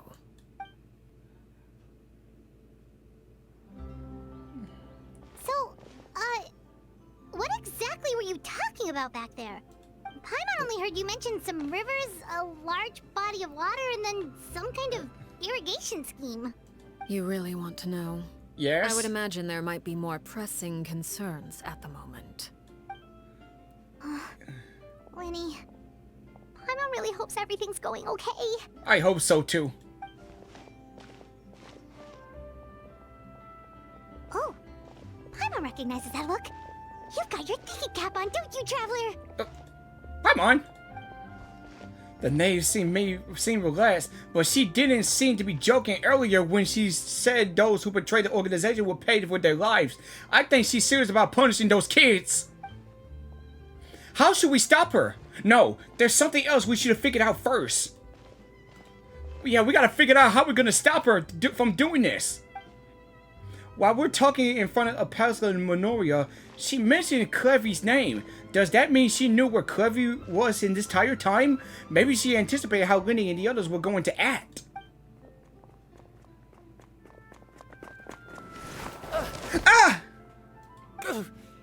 Oh, shoot. Are you alright? Oh, jeez. I'm so sorry. I was so focused on selling these papers, Wait! I wasn't looking where I was going. Oh, my bad. Well, let me make it up to you at least. Here, Wait! take this paper. On the house. Wait! That scar on his face! Wait, is that... He looks like a familiar in some reason. The scar on his face! Oh, you don't have to give us anything. Wait, is that the guy that we just heard about on the execution list? Please, I want to. It's not like I'm short on supply. All the extras will be useless come tomorrow anyway. Wait. It's my fault, really. I was just trying to bring home some extra mora for the family, but I bit off more than I can chew. I haven't had many takers today, so I'm still swimming in papers. Newsboy. Are you sure that... What's going on here? Nothing much. I just ran into your friend here on accident. I should probably get going, actually, so... Hold on. Oh! Of course, I'm happy to compensate you with mora, it's just... I don't have any on me at the moment. Dude, oh no. Wait, is that guy that we just heard on the execution list that we saw on the paper about that scar guy with the scar on his face? I'll take 3 papers. Here, your payment. Oh, thank you for your patronage. May the Archons bless you with good fortune. If only I had the chance to run into such generous customers every day. I should probably just take on a smaller inventory though, right? I'm getting married soon, so sometimes it's hard to not get ahead of myself. Anyway, I should head out. Goodbye! Goodbye! Wait, so he said that's the girl he liked and he's getting married. Is that really the guy? Or I might be wrong. Well, now that my affairs are settled, we should take the boat back to Poisson. We've even acquired some light reading to enjoy along the way. Actually, why don't we stick around for a little longer? Paimon just realized how hungry she is. She can't head back to Poisson on an empty stomach. Yeah! Looks like Paimon is trying to buy us more time, but if we head back now, I doubt Linny and the others will make any progress. What do we should do? It appears you two are under the impression that delaying our return will somehow alter the situation in your favor. I'm sorry to ruin your fantasy, but your efforts are meaningless. Ah, no, she knows! That being said, I could be persuaded to give Linny some extra time. I just have one condition. Okay. If you agree to my request, I'll even answer some of your questions. You're quite curious about clervie, are you not? And my relationship to her. Wait, why are you being so generous all of a sudden? You're not gonna ask us to do something bad, are you? You overestimate yourself. You don't have the talent for bad things. Then what can you possibly... The most important consideration in a negotiation is that both sides receive something they want. Demands and threats only get you so far. Your condition. Let's hear it. Wonderful. Here it is. When the time comes, make the choice that you deem most appropriate in the situation, and lend your help to the House of the Hearth. Okay, sounds normal enough. But what do you mean, when the time comes? When is that supposed to be? That is for you to decide. Well, we accept your condition. Then we have a deal. Follow me. Okay. Yeah, this is the place. What is this place? That's where Arelecchino just fought her mother here, when she was young, when she was a kid. Somewhere long forgotten by everyone. It used to be a grand building. Now it's nothing more than a pile of rubble. Yeah, this used to be this place here. No one comes here anymore, nor does anyone care about what once happened here. Although, this place does have something to do with the story I'm about to tell you. It was before I became a harbinger, and before Linny and the others joined the House of the Hearth. Due to certain events, I first killed clervie and then her mother. And this is where it all happened. So she did kill clervie. And and her mom too. I thought it was her mom too. You were the one that killed clervie? But why?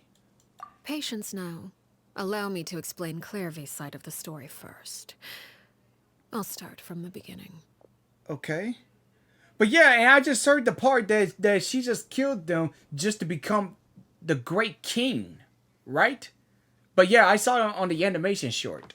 So yeah, I just thought about that. So I think she's gonna explain the whole thing. But even I just thought about like the king, like what it meant the king. But you know, I just know a little of the from the animated short. So yeah. Let's hear the rest of the story. Clervie was 6 years old when she was brought by her mother, Crucibina, to live in the House of the Hearth. From the outside, it seemed like a fairy tale.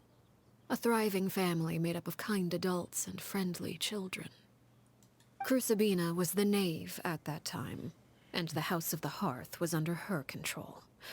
She was Clervie's mother by blood, but she was also the mother to all the children in the house. Clervie was happy here, for a time. But she quickly realized that being part of this family wasn't a fairy tale at all. It was a kind of purgatory. Oh. Yeah. Okay. Alright, now I understand, now. And sorry about the sneezing. Purgatory? Purgatory. Exactly. The House of the Hearth takes in war orphans from all over Teyvat. But as for how to raise them, that depends entirely on the person in charge. Crucibina came up with a novel idea. She would teach the children to fight, force them to duel each other, and then crown as the king of the house the child who proved themselves most worthy of inheriting her title. Oh. It's difficult to estimate the number of children who died or were maimed in the process. There's little I can say about the ones who died. The ones that emerged with permanent injuries, on the other hand, well, they still served a purpose. They would be handed over to the doctor to be experimented on, or sent away on dangerous missions.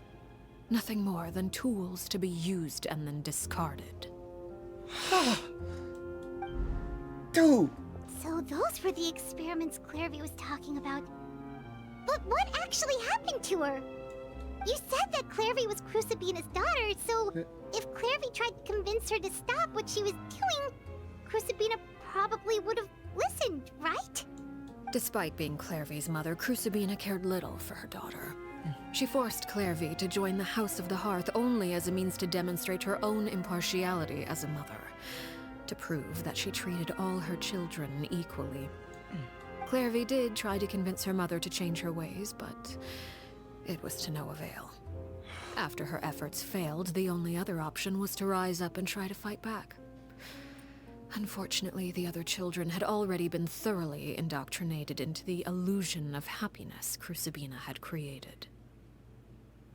No way! I can't believe it. Of course, there was one exception. Someone Clervie's age who knew the truth about the House of the Hearth. Her name was Arelecchino. Perry? Wait, the friend that Clervie mentioned? Friend, huh? I suppose we can call her that for now. Perry? Clervie was a cheerful and passionate Yeah! person with a tenacious spirit. Arelecchino, on the other hand, was rather cold-blooded. Yeah, that girl looked like Arelecchino. So her name is Arelecchino. Okay, yeah, just like in that anime short that we just watched in the videos ago. Yeah. Her cold-blooded nature allowed her to see through Crucibina's facade. Yet, it was also this cold-bloodedness that prevented her from acting against it. At least at first. While Clervie longed for freedom, Arelecchino was convinced that, amid all the fighting and violence, she would make it until the end. Despite their differences, the two became fast friends, united by their knowledge of the truth. Clervie told Arelecchino that she hoped to create a real family, where no one would be killed or sacrificed. There may have been a certain naivete to her ideas, but Clervie proved her determination many times over. She tried countless times to run away, ask for help, or expose the truth. But her efforts only earned her beating after beating. The only thing that kept her going was her strength of will. Even with her body racked with pain, she would still stand on her tiptoes and open the window at night. She and Perouer would look out at the moon together, a fierce longing for freedom shining in her eyes. But one day that light simply vanished. Man, she really have a hard time in her past as a child. Man, I can't imagine how she been going through like this, without people hurting them each other and even sacrifice. All that she just wants to live peace and happiness in a world like this. But then, man. Oh no. What happened? Her hopelessness resulted from a culmination of things. 10 years had passed. 10 years worth of failure after failure. She and Perouer weren't children anymore, but finding any chance to escape still seemed as hopeless as ever. It was during this time that Perouer suggested a new plan. If escaping was out of the question, why not take down the very person sitting on top of this throne of lies? Mother herself. Clervie rejected that proposal. She claimed that, as a famous harbinger, Crucibina possessed an unimaginable amount of power. Trying to kill her would have an incredibly low chance of success.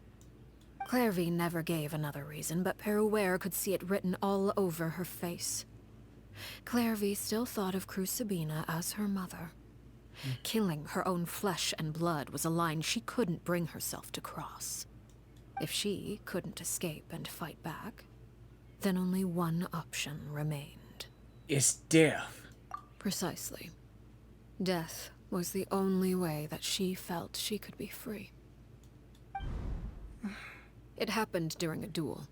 When she arrived at the dueling ring that day, her partner turned out to be none other than Perouer. The very person that had stood by her side all those years. It was a fierce battle. But ultimately, Clervie decided to let Perouer end her life. Wait, so she told her to let her die just to end her life? So... From that moment on, Perouer's journey was one written in flames.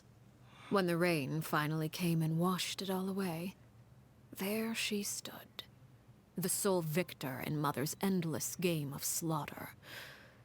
A trail of corpses strewn across her path to success. It was the very result she had predicted 10 years prior. Even then, she believed she would make it until the end. She wasn't surprised by the fact that she emerged as Mother's undisputed heir. Rather, her success left her with an inexplicable sense of restlessness. She was unsettled, and there was only one thing that could quell that sensation.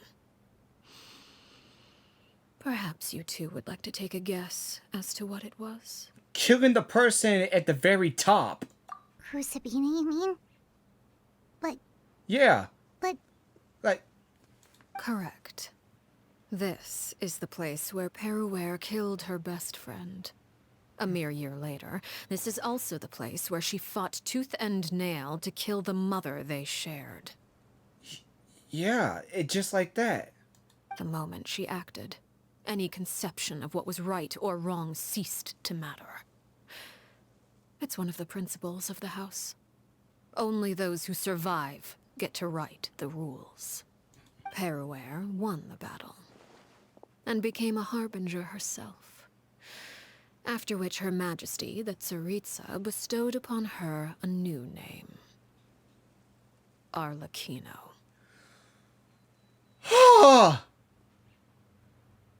No way. So she was Perouer. That's Arelecchino. So the Perry Clervie was talking about... It was her. It was you all along. You're Perouer. Arelecchino is just a name you got later. That was your story just as much as clervie. I left that name behind long ago. I must say, hearing it now does bring back memories. After I defeated Crucibina, the moniker of Mother died with her. I chose to forego the title she called herself and even chose to give up my own name. I rebuilt the House of the Hearth under a new identity. Not only as Arelecchino, but as father.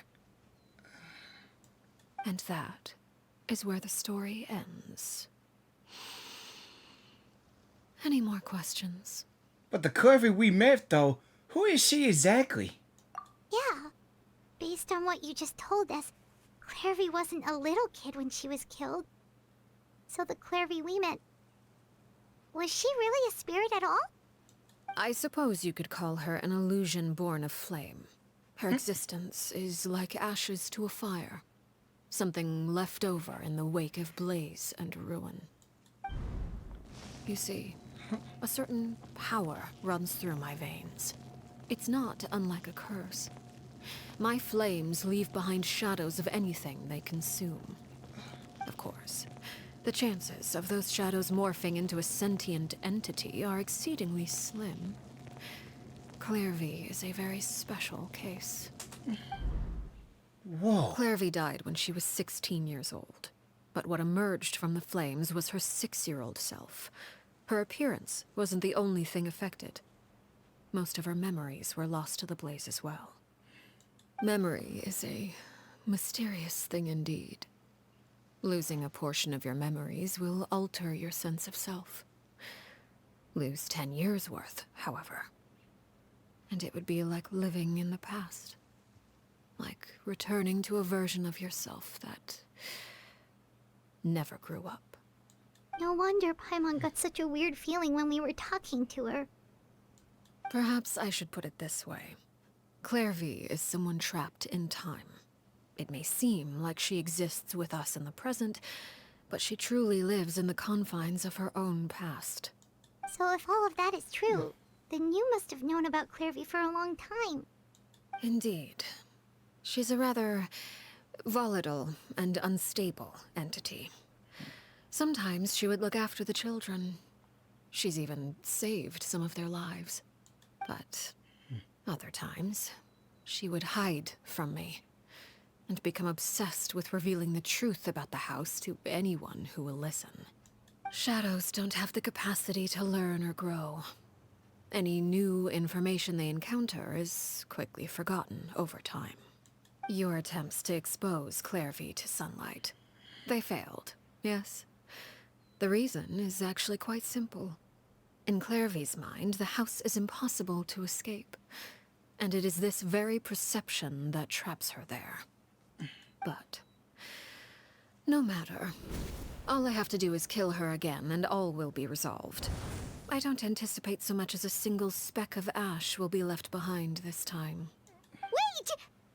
Paimon can understand why you might want her gone, but isn't there another way? Like, seriously, you don't have to do that! So what if she's trapped in her 6-year-old self? She's still your friend! At least talk to her first! It's too late for that. She broke the rules, and now she must be punished. That goes for Filial and Nantoy as well. She's had quite the effect on them. I hope you understand. The difference between Crucibina and myself lies in our formulation of the rules, not our policy for enforcing them. Upholding the rules without question is a trait we both share, because that is how a household should be run. It shouldn't be this way. Is this really what you want to do? Well, Ether's talking? Whatever could you mean? Don't you want to say a proper goodbye at least? Yeah. Is this...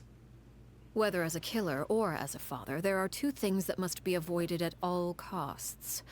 Anger and sorrow. Anger makes you impulsive. Sorrow causes you to waver. Well, it appears it's about time to proceed. Before we arrived, I told some of my well-behaved children to bring our troublemakers here by nightfall. I do believe I've kept my end of the deal. I gave your friends quite a bit more time. As for what happens now, we'll just have to wait and see. Oh no. We don't know what's going to happen next, guys. At least we know the story now. And... Here they are, Father. oh, dude. Oh, you gonna execute him? Seeing something like that would actually be a first for me. Lenny! Guys! clervie. I'm sorry. I heard about how you helped buy us more time, but I still failed. I couldn't find a way to fulfill her wish. Huh? Are you... Perry? Indeed, it's been a while, clervie. Perry! Shh, stay right there. I'm sorry to postpone our reunion, but first I believe certain scores need settling. Dude, are you serious? Father, let me explain. Out of my way. Father! You chose to conceal a threat to the house. And for that, you must be punished. No!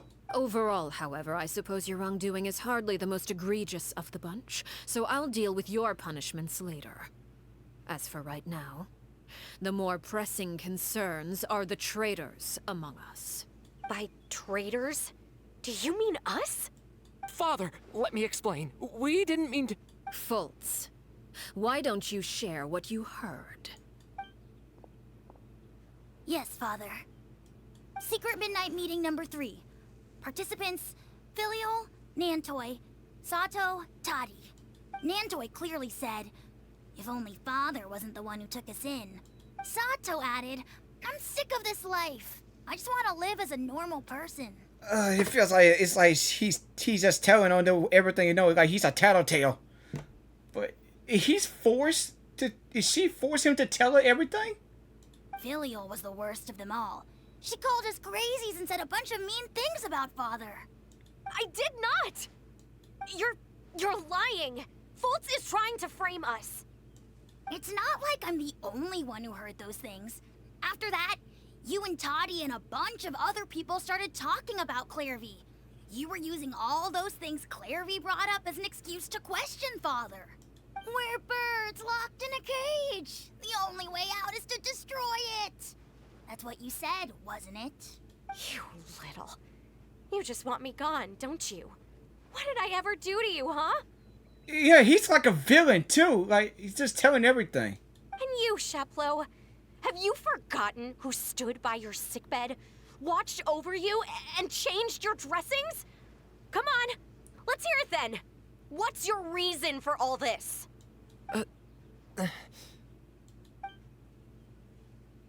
You're wrong, Filial. We don't want you to die. You're our family. Liar. You wouldn't be doing this if that were the case. So why? Why have you backed us into a corner? We all live in the House of the Hearth. You know the type of work we do, Filial. A single betrayal can cost dozens of us our lives. It's not like it's never happened before. That kind of thing is hard to forget. That's why the House of the Hearth cannot tolerate any form of betrayal.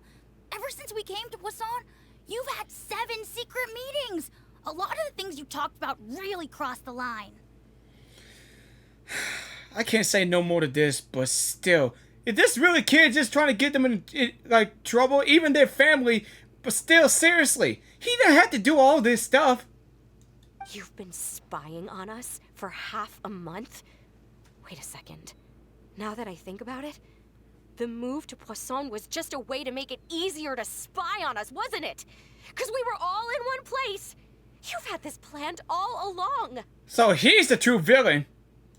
Filial, Nantoi, I'm sorry. I owe you both my life. I owe clervie too.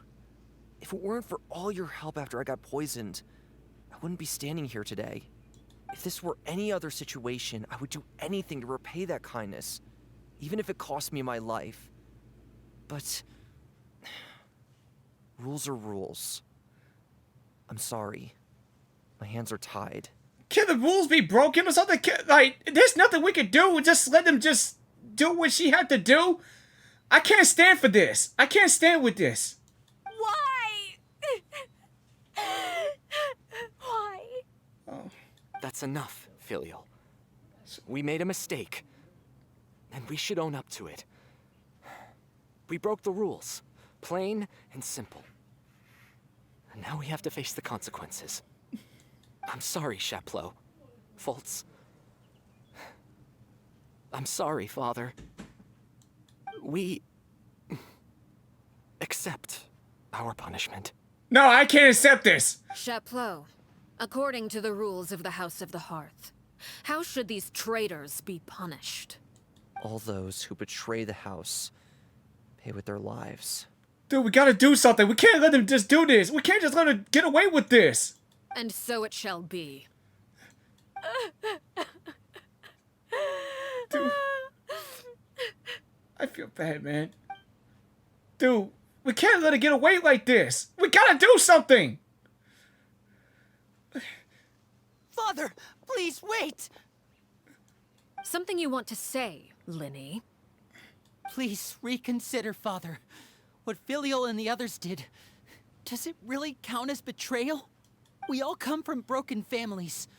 From the very first day we joined the House of the Hearth, we wanted nothing more than to make it a real home. But the truth is, none of us know what a real home should look like. I'm not saying I have all the answers. All I know is this. Killing Filial and the others may uphold the rules, but doing so will only bring us further away from being a real family than we've ever been. So please, Father, please reconsider. I agree with Linny. Father, please. Linny, you... I also agree with Linny. An order once given cannot be rescinded. However, given the extent of your determination, I suppose we shall have to go about this a different way. Draw your weapons and face me. Wait, we're gonna fight her? No way! Weapons? Wait, Linny? Father, Lynette? are you referring to a duel? They're gonna do her? Wait! Precisely. The rules of the house will not be altered. Traitors must be punished. Oh, dude, are you serious? However, resolving disputes with a duel is also one of our rules, one that also applies to me. Demonstrate a sufficient showing of strength, and I shall offer a concession. Whoa! Wait. Bede. Father in a duel? Dude, wait, are you serious? Like, they're gonna fight her? Dude, there is no way. I can't believe it. But, dude, she's strong. They can't win. Like, seriously. No way, man. There is no way. Impossible. Father is way too strong, even for Linny. Yeah, I know. But, Linny, are you sure about this, dude? I don't know about this, man.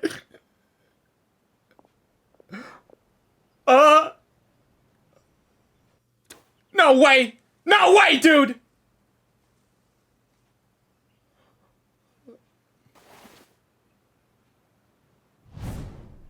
Oh, dude, they're gonna fight her. It's like a duel now. Did you hear that, Traveler? Yes, I do, Piemine. Linny and the others have to duel the knave. What should we do? Can they really win something like that? I don't know. If they lose, those people from the house are really gonna be executed. Hey, are you listening? Is that executing him is really what she wants? Don't you want to say a proper goodbye at least? Anger makes you impulsive. Sorrow causes you to waver. Back then, she never actually answered my question. But that makes the answer probably obvious, doesn't it? Oh. Looking at that expression on her face, she seems really serious about this. Oh, yeah. Guess that means there's no chance she's throwing the duel on purpose, huh? Oh, yeah. She's really serious, and I feel nervous right now. There's no way the knave will lose on purpose. Although... When guests are around, families are often on their best behavior. And any disputes are less likely to escalate. Dude, my heart is racing right now. Dude, I feel nervous right now about this. I don't know, but I'm not ready. I'm not ready. When the time comes, make the choice that you deem most appropriate in the situation, and lend your help to the House of the Hearth. The help of the House of the Hearth. That means we can help them. What's wrong, Traveler? Hey, where are you going? Oh, okay. Traveler? Oh, look at this picture. Oh, this is cool. I'd like to see myself what the 400ers can do. Oh, dude, this is great looking. You're asking to join the duel against the knave? Oh, yes. If that's okay with her. Right, really? I'll allow it. Ah! We do have a ready-made dueling ring at our disposal, after all. Dude, Ether is so cool when he's ready to fight the knave. All I would advise is this. Keep a firm grasp on your weapon. Oh! And give it your all. Any less, and you may just lose your life. Oh, dude, no way, dude. I am so psyched and ready for this, guys. Dude, I feel nervous, but now's the time. This is the moment that we're ready to fight her. So let's do this, guys. I'm ready. Let's go. All right, then. Here goes nothing. Guys, here we go, man. Is it my turn now? With these rising flames. Oh, oh! Okay, I need to watch out for the attacks, man. Yeah. This is our chance, guys. Dude, There is no escape. am I gonna die through this, man? Dude, I don't know if I'm gonna make it through this one. Dude, just one hit, dang, I'm dead, man. I can't be panicked. My full attention, did you? Over here. All right, come on. With the fall of darkness, Oh, hello? destruction shall rise.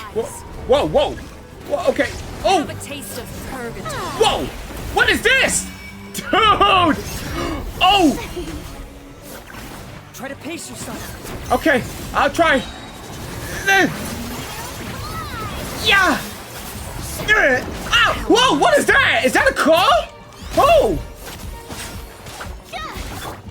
Come on, come on, come on.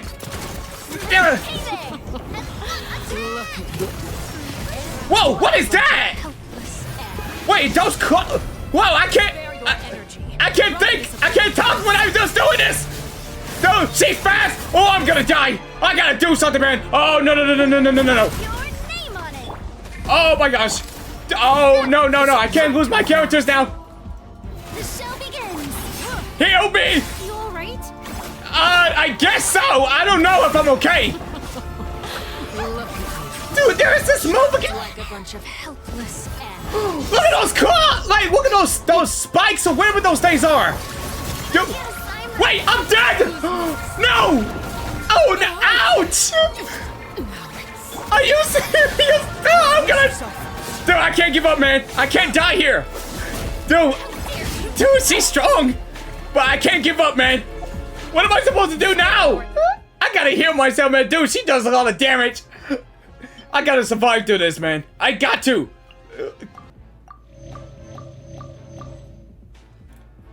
Okay. Okay, I'm back in the game. Oh, dude. I'm trying to use my ultimate burst, and then she's attacking me. And Voila, dude, there is no Voila. Oh, thank you, Arelecchino. I'm the worthy opponent. All right. It's not so nice of you to say. Okay. All I do. Let's go, man. Oh, wait, she about to go to her second form. Oh, that wing. Dude. Whoa. Oh, dude. Oh, dude. Here comes our second phase. Oh, dude, no way. Dude, look at her. Dude. Oh, send to the two world flames for sure. Oh, dude, she got those spider wings. Dude. This is so exciting. But I feel nervous, but I am so ready, man. Oh, dude, she started attacking him. She's attacking me out of nowhere. Oh, no. Dude, stop. Oh. Ouch. Dude. Oh, dude, she's just attacking me crazily. Dude, she's insane. Dude, this fight is so insane, dude. I can't use my Arelecchino. Now it's our chance. Let's go. Oh, it especially do a lot of damage. Like, where are you guys? I haven't seen Lenny Lene around these fights. I hear them speak, but I don't see them. What happened? Oh! Oh! Oh, dude! Oh! Now, here's my chance! I can attack her right behind her! Oh, okay. Oh, wait, what is happening? What is happening? Whoa, whoa, whoa, whoa. Oh, oh, there it goes! There it goes! Ether! Oh, my boy got some moves! Oh, he can... Oh, go, Ether, go! Oh, dude! Oh, go! Go! Oh! Ah, Family! He got yesterday's time! He's attacking! He's blocking Agamerzz's attack! Dude, this is insane! Oh no! Oh no! No! Oh no! Guys! Oh, I know. Whoa! No! Oh god! This is like a new magic trick! Yes! New attacks! Sorry, Father! Oh! They should have got her, right? Wait, what? Ah! She just do these moves! Dude! She's insane! Sorry for what? This pitiful excuse for an attack. Dude! That's why she's so strong! Go, Ether! Dude! Dude, that's why she's so scary! Oh! Oh! Oh! Whoa, whoa! Oh, dude, those are spikes, man! Oh, dude, I don't want to get spiked, man! Dude, she's so strong! Oh, no! No! Dude, there's no way! We gotta do something! Father, no! Come on, Ether! Go, Ether! Hold it right there, ma'am! You're not getting the closer! You made it out, did you? Oh, yeah, he made it out! You're stronger than I expected. Oh, yeah, I'm stronger. What? Wait, whoa, wait, what is she? What is happening? Wait, is she hypnotized him or something? Wait, Crescent Moon? Wait, is she putting him in Genshin or something? Dude, strings? Dude, it's Arelecchino's like Itachi! Like Itachi Uchiha! Oh no! No! Oh no! Dude!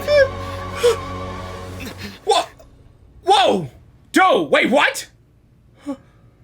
Still, not strong enough to beat me. Wait, not as strong enough? So that means Ether lost? So that means... Dude, what is happening? Dude, she just like put him into a Genshin or something and then turned to the Crescent Moon and then she said that Ether's not strong enough to beat her. She thought that Ether thought he lost to her. So that's why there's no way we can't beat Arelecchino. Dude, this is crazy, man. I believe we can end things here. Dude, this battle is insane. It's not often that we get to enjoy the company of guests, after all. Oh, We wouldn't wow. want things to get too out of hand. Oh, okay, well, dude, like, what is going on, man? Like, Brother, are you all right? oh, Lenny. Lenny? Given that I am the victor of this duel, as agreed, the punishment stands. Wow, she's still going at it? Like, really, dude, come on. I never thought things would end like this. Man. However, everyone involved in the duel demonstrated a remarkable level of strength and determination. In light of this, I'm prepared to change the method of execution. Wait, what? Wait, she changing the execution? Elwar, the bottled flames I gave you for safekeeping. Do you still have them? Yes? I wasn't sure what they were for, but I've kept them super safe. I didn't lose a single one. Oh. Wonderful. Then, in just a moment, I'll have you administer them. Bottled flames? Bottle flames? Indeed. They're the product of a secret experiment.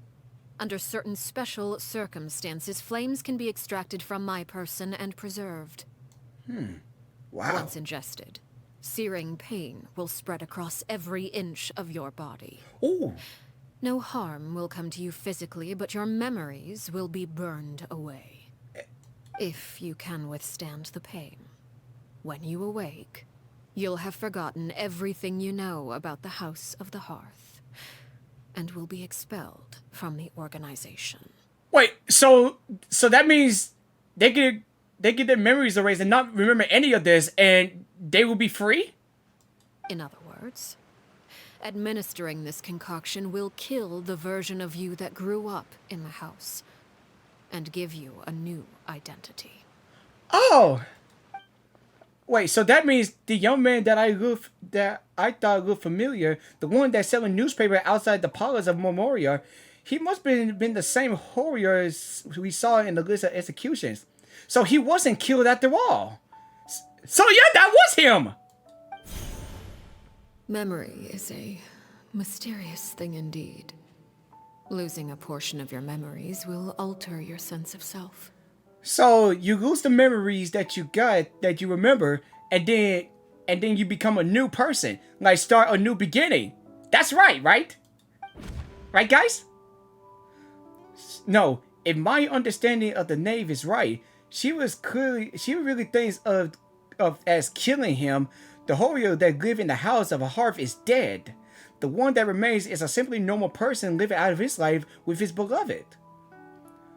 Oh, okay, so now I understand. But guys, I have to say that that battle was good. That battle was awesome, but it was scary at first. I mean, especially through that cussing. I mean, seriously, that was awesome. Still, like, seriously. But even so, it's much better than actually ending their lives. But yeah, I guess that's really better. So, you're just letting us go, Father?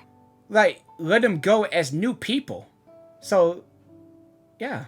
You misunderstand. Memories are extremely important. Once consumed by flame, the version of you standing before me will die, and our secrets will die with you. So no, I don't intend to just let you go, because the person who survives will be nothing but a stranger. Even so, I won't have to live in fear anymore. I'm sorry, Father. I'm sorry I let you down. But I really... Don't cry, Filial. You haven't left the house yet, so there are still rules to be followed, yes? Remember what I taught you. Anger makes you impulsive, sorrow causes you to waver. Don't let yourself be controlled by your emotions. You know, that's really true what she said. Don't let emotions control you. You control your emotions. Of course. I'll remember. Dry your tears, and go pursue the life you really want. Yes, Father. Chaplot, Foltz, Elwar. Take them back to Poisson. And bring Linny and the others as well. I prepared 3 extra vials of bottled flames. As for whether to take them, the choice is yours. Goodbye, children. The next time we meet, I will no longer be your father. Thank you for all you've done for the house. I hope you have bright futures ahead of you. Huh. I'm about to say, I thought she was really gonna hurt them, like execute them, but then turns out, I guess we got the wrong idea what she really meant by that. But you know, she's really not that bad. I mean, seriously, but at first I thought, but at first she was kind of evil at first and like a villain, but then turns out at the end, I guess she's just really trying to, I think she's just really trying to change them for the better, to have a new life instead of staying at the house. You know, guys, she's really not that bad. But I get the feeling that we might see her again. But I'm not sure. But we might. So... Father. Let's go.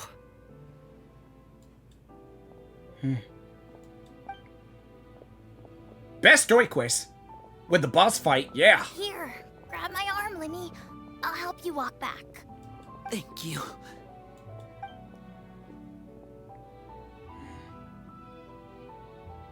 Clervie.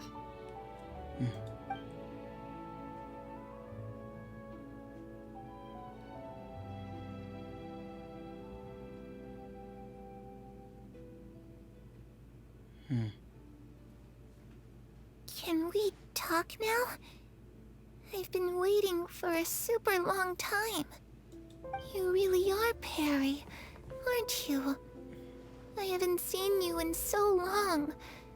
How come you're all grown up? Wait, did I somehow travel to the future on accident? Or am I dreaming? What a long dream. Neither. You died, Clervie. That's what happened. You could have at least sugarcoated it a little. Look, she's done speechless. If this really could be her younger self, then I would say she probably has some enough lives. Oh. Okay then. Huh? That's it? You accepted it just like that? Yep. If that's what Perry says happened, then I believe her. Perry wouldn't lie to me. Plus, I don't really need to know why I'm like this. I'm more curious about what happens in the future. If you're a harbinger now, Perry, that means Mother is gone, isn't she? Can you tell me about it? I want to know what happened to her. And to me. You never stopped trying to defy fate. At first, no one believed you. You could only vent your frustrations to the moon. In fact, you often sought comfort in the night sky. You wanted to see the aurora, so one night we promised each other we would go to Snezhnaya to see it together. Later on, you tried to run away, but you were brought back each time. Mother spared your life, but it wasn't out of kindness. Instead, she decided to make an example of you by slowly torturing you over time. That way, the other children would know what happens to traitors. Still, you never gave up. Mother hoped that through ruthless duel after ruthless duel, she would be able to crown an ultimate victor among the children she raised. But you called on everyone to unite, to fight to a draw in order to reduce casualties. Your efforts may have only delayed the inevitable, but still. You gave them hope. Still, I mean, like, dude, this doesn't have to end between those two. I wish they I wish like Clervie just come back and then just see her like again, like they grown up as adults and then see each other. But things had to come to it end, though. Yeah. You tried everything you could think of, but every attempt ended in failure. Still, you never turned your sword on Crucibina, and you never turned it on me. On that gloomy day, you told me, for the last 16 years of my life, I've done everything I can to fight for freedom. But now, I realize that the only freedom I truly possess is the freedom to choose to die. I never imagined I would say something like that. I must have been feeling really worn down. But somehow, I still think I understand. According to Mother's plan, only one of us was going to make it until the end. And I always hoped that person would be you. If I could do it all over again, I still don't think I would make a different choice. Even when I first met you, I knew you'd be able to do what I couldn't. Is that so? Even now, I'm not sure I truly understand what kind of freedom you were trying to pursue. But as the head of the House of the Hearth, and as the children's father, I've tried to give them the most basic of freedoms. The freedom to choose their own fate. It's something I discussed with the Iudex of Fontaine.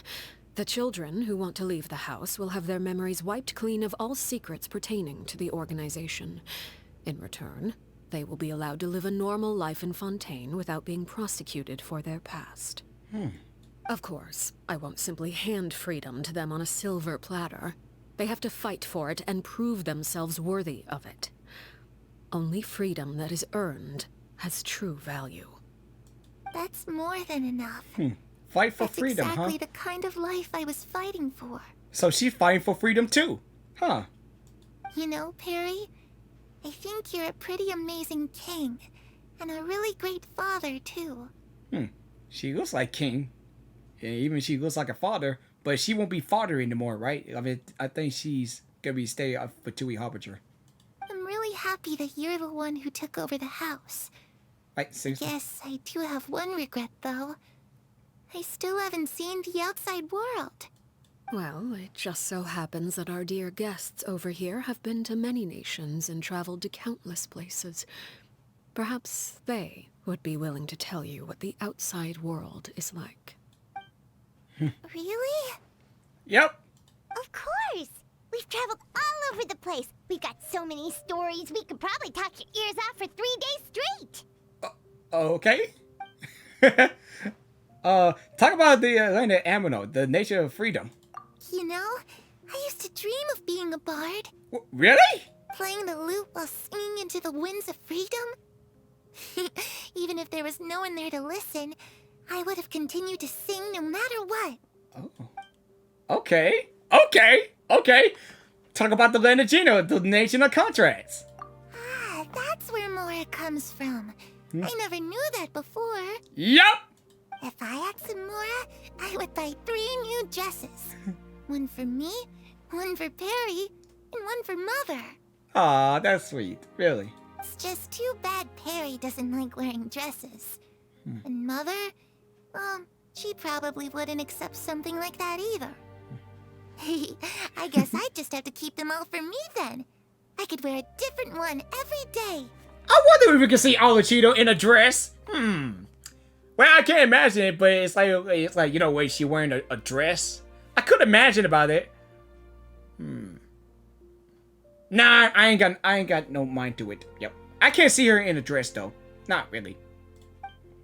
Okay. Talk about the land of Electro, Nation of Eternity. Those yokai you mentioned, what do they look like? I once saw a drawing of this one guy with horns on his head and a super scary face. Are there any yokai like that? Oh, sounds like you're talking about an Oni. Oni. Yep, we've met one, and let Paimon tell you, they're not nearly as scary as they look. Yep. We made Otto. Okay, talk about the land of Dentro, Nation of Wisdom. I was always too afraid to skip Mother's fighting lessons. But at the academia, I bet you could do all sorts of secret things in class. Things that have nothing to do with studying. Huh, she might be learning some, I think she's heard some a little about Teyvat, about all around Teyvat, about the Archons and about the places and everything. I think she know a little, but still, I guess though. I'm just kidding. Being able to study whatever you want without having to fear for your life actually sounds pretty great. I wish I could see her as a traveler as well. Like, I wish she'd be a adventurer. Like, she go to the Adventurers Guild and then travel all around the Teyvat. I wish I could see her in that. I mean, you know, like, really. If I could only imagine about that. That would be awesome.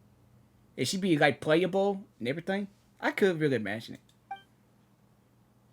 You tell clervie about the various nations you visit. Actually, they called the Returns to 14, the nation she called home. The situation was super dangerous. Lenny and Lynette were accused of committing a crime, and they were going to have to stand trial at the Opera Epiclese. Oh no, that must have been hard for all of you. What happened next? Don't worry, we were able to turn the situation around super quickly. Thanks to Detective Paimon, of course. I didn't know that you're gonna bring that part up again about the glasses, but yup, she brought it up again. I really like how she wearing it. How'd you do that? Come on, tell me. It's kind of complicated to know how she got the glasses. How did she get the glasses on, and where did she get them from? Oh wait, she always said where to get it from, but yeah, but still. Okay, so it was like this. After the failed magic show, we rushed to the scene and... Clervie is listening to Instinct to Paimon, the story about our time in 14. She seems really happy, like all her troubles has been forgotten. Maybe this is the first time she ever been truly relaxed, but I'm not sure how long this moment can last. Shadows don't have the capacity to learn or grow. Any new information they encounter is quickly forgotten over time. As time passes, she will probably forget everything we told her and go back being that scared little girl who couldn't hide in the shadows. Huh. I was so busy to thinking, I didn't even notice. The sun is risen. So, I guess this is a goodbye, right? Clervie, you've worked tirelessly from the shadows Animation! to overthrow the House of the Hearth. Now, by my authority as the Knave, I shall announce how this matter ends. You are hereby expelled from the House of the Hearth. You are no longer tied to this place, nor are you bound by its rules. You're saying that I can finally leave? I get to experience the outside world as well? But still. Oh, I almost forgot. There's no getting older for me.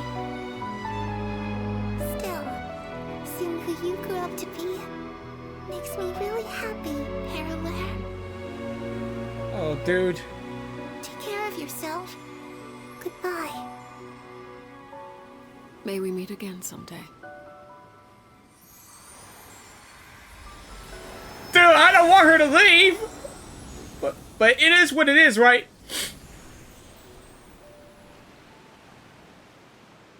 Man!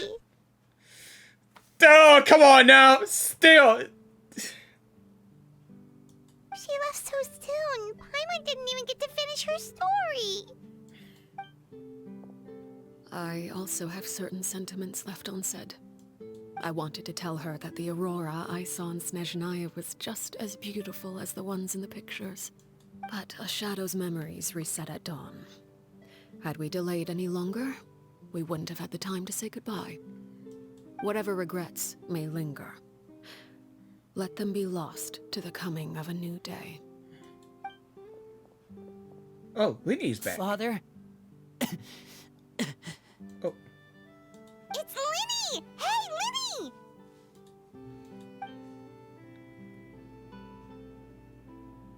What is he doing back here? Let's go check it out.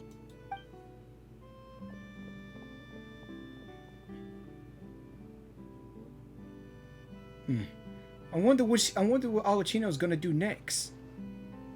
After this. I wonder what she's gonna plan on doing. Father, the bottled flames have been administered. Filio and the others have left the house. And you? What have you decided? Thank you for giving us that choice, Father. But we never wanted to leave the house. It's the only home we've ever known. Lynette and Fremine feel the same way. They're recuperating back at the Hotel Bouffe d'été. But I decided to come back and tell you where we stood. I'm sure you're well aware of the expectations I have for you. I want you to follow in my footsteps and become the next king of the house. Yet you seem to have different ideas. I must admit, I'm rather surprised by your decision to stay. There's nothing wrong with choosing to live a quiet life. Leading this organization is a heavy responsibility. What? One not so easily carried by someone forced onto the throne. Wait, so Linny's gonna be the next king? Oh, okay! I just never understood. That's what you why saw Linny's a in me. leader. What made you believe I was deserving of that throne? That's why I can tell that Linny is a leader! I mean, he done everything. He take responsibility of everything. That's why he's a leader. That's why I can tell he's a leader. Yeah, he should be the next king. You're brave, talented, and, most importantly, you cherish your family. Yeah! You would do anything to protect them, even if it costs you your life. He's like a true hero.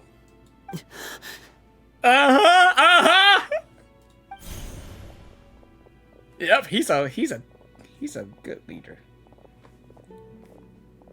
Speaking up back there was so brave of you, Linny. It's all thanks to you that we were able to convince Father to back down. You're a hero, Linny. He is a hero. Hero. Father is the real hero. Father is the real hero. Huh. Had Father gone all out during the duel, there's no way I would have walked away with my life. She must have had it all planned from the beginning. From the very moment she suggested a duel. I'm not deserving of that title. I'm not strong enough or smart enough. You're wrong. In my opinion, all you need to be deserving of the throne is conviction and the necessary strength to act on it. We may have different ideas of what it means to be a family, but you can hardly be said to lack conviction. What you truly lack is strength. For someone of your talent, though, that's something that will come with time. Even without that strength, you still chose to face me in a duel, even though the odds were stacked against you. That capacity to honor your convictions is what I truly see in you. Father. No one knows what the future holds, what tragedy or triumph may be in store. Being at the head of this organization requires the strength of will to face whatever comes. Caution will only hold you back. If reaching a certain standard were required to go after what you want, I would never have succeeded in killing my predecessor. Back then, there was still a considerable gap between our abilities. Strength may decide the ultimate victor, but those who let a lack of strength dictate their decisions or undermine their convictions will never be worthy of the throne. Oh, okay. I understand, Father. Looks like we learned this. Thank you. Children must grow up to surpass their parents. Only then can a family continue to flourish. Like a baby bird has to lead his own nest, right? The road ahead is not an easy one. So I'll ask you one last time. Are you certain you want to stay? You've done so much for me, Father, and that kindness must be repaid. Plus, with Project Stuja at hand, there are many dangers ahead, and I, for one, don't intend to back down. See, all these times from the very beginning when I see him, that's why he is important. He's important. Protecting my family at all costs. That's my conviction. He's just a magician boy, but no, he's important. Then you're welcome to stay. As for Project Stuja, you need not be too concerned. If those cowardly businessmen and heartless dignitaries try to take us down, I'm prepared to teach them a lesson. Having members who longed for the light was our organization's last weakness. With those members no longer among our ranks, the House of the Hearth is like a spider hiding in the shadows. We need only wait for our prey to come to us. At present, our imperative is to use their plan to our advantage.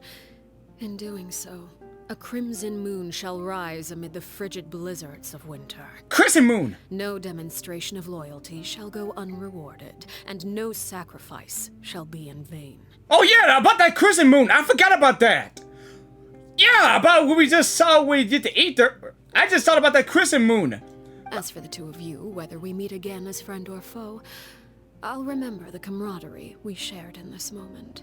Oh, I'm looking forward to it. But still, that crescent moon, it's just like the plane of Thumia, right? Cause we just saw the part that we just saw right through her eyes. It's like we inside her mind or something, and it's like that crescent moon. Like, yeah, I mean, it's just like the plane of Thumia, but it's different. Right? I never ever saw that before. That, like, what is that? What kind of power that she's hiding about that crescent moon? What is that? No matter how arduous the journey ahead, I hope we both reach our desired destination. Yeah, I'm looking forward to that destination when we get there. Lynette, Fremine, how are you feeling? Much better. That's good. Whew, what a relief. What about you? Are you feeling all right? I'm right as rain. I knew you'd come out unscathed. Us, on the other hand, well, we've been bedridden for 2 days. I couldn't even turn over. Oh, and I wanted to ask, is clervie gone? Yeah. Lenny and the other members have left Poisson and returned to the House of the Hearth. According to him, there haven't been any more sightings of a spirit roaming the house. We bid her farewell under the blanket of sunlight, but her wish has been fulfilled. I see. I'm glad. Father came to check up on us 2 days ago and told us about what happened with Crucibina and Clervie. Actually, I've met Crucibina before. Wait, what? Wait, what? You've met the former knave? Crucibina died a year after Clervie. It was during the year between their deaths that I joined the House of the Hearth. Crucibina had an extremely cruel and radical way of doing things. While she was alive, the atmosphere in the house was suffocating. Whoa. When I joined, though, the experiment she valued so much had already come to an end, and all the people involved, dead and injured alike, were gone. Crucibina never talked about the past with us newcomers. A couple of months after I joined, Father killed Crucibina and burned all her files. With that, the names of all the people subjected to her experiments, Clervie included, were lost to the flames, along with the painful memories they represented. Father took in Lenny and me a couple months after that, but she never mentioned anything about Crucibina or Clervie. Oh. It really seems like something she was planning to keep to herself. The last time you talked to her, did she mention why she kept it a secret for so long? She said she didn't want us to be affected by the darkness of the past.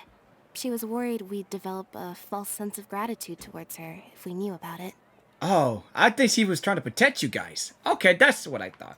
The foundation of a family should be free of any corrupting influence. Whatever happened in the past, it has nothing to do with who we are now. That's what Father told us in the end. Oh, okay. Well, it looks like I learned something.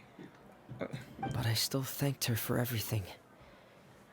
It was only after hearing about what Crucibina did that I finally realized how insignificant our lives could have been. The members of the house meant nothing to her. To say that she valued them in any way, even just as a tool, would probably be giving her too much credit. I see. If Father hadn't taken over the House of the Hearth, I probably would have already... Well, don't think about that. She saved you in the end. But hey, the past is the past. We're moving on and start a new beginning of your lives. That's all that matters, right? You're free from all that, so you don't need to worry about that. Gotta let go of the past, because it just doesn't matter. The only thing that matters is what you choose to be now, and how you live it. There you go. Problem solved. Yeah, just let go of the past. Don't think about that. She saved you in the end. Father rarely brings up the fact that she saved us. She doesn't believe that being indebted to her should be what ties us together.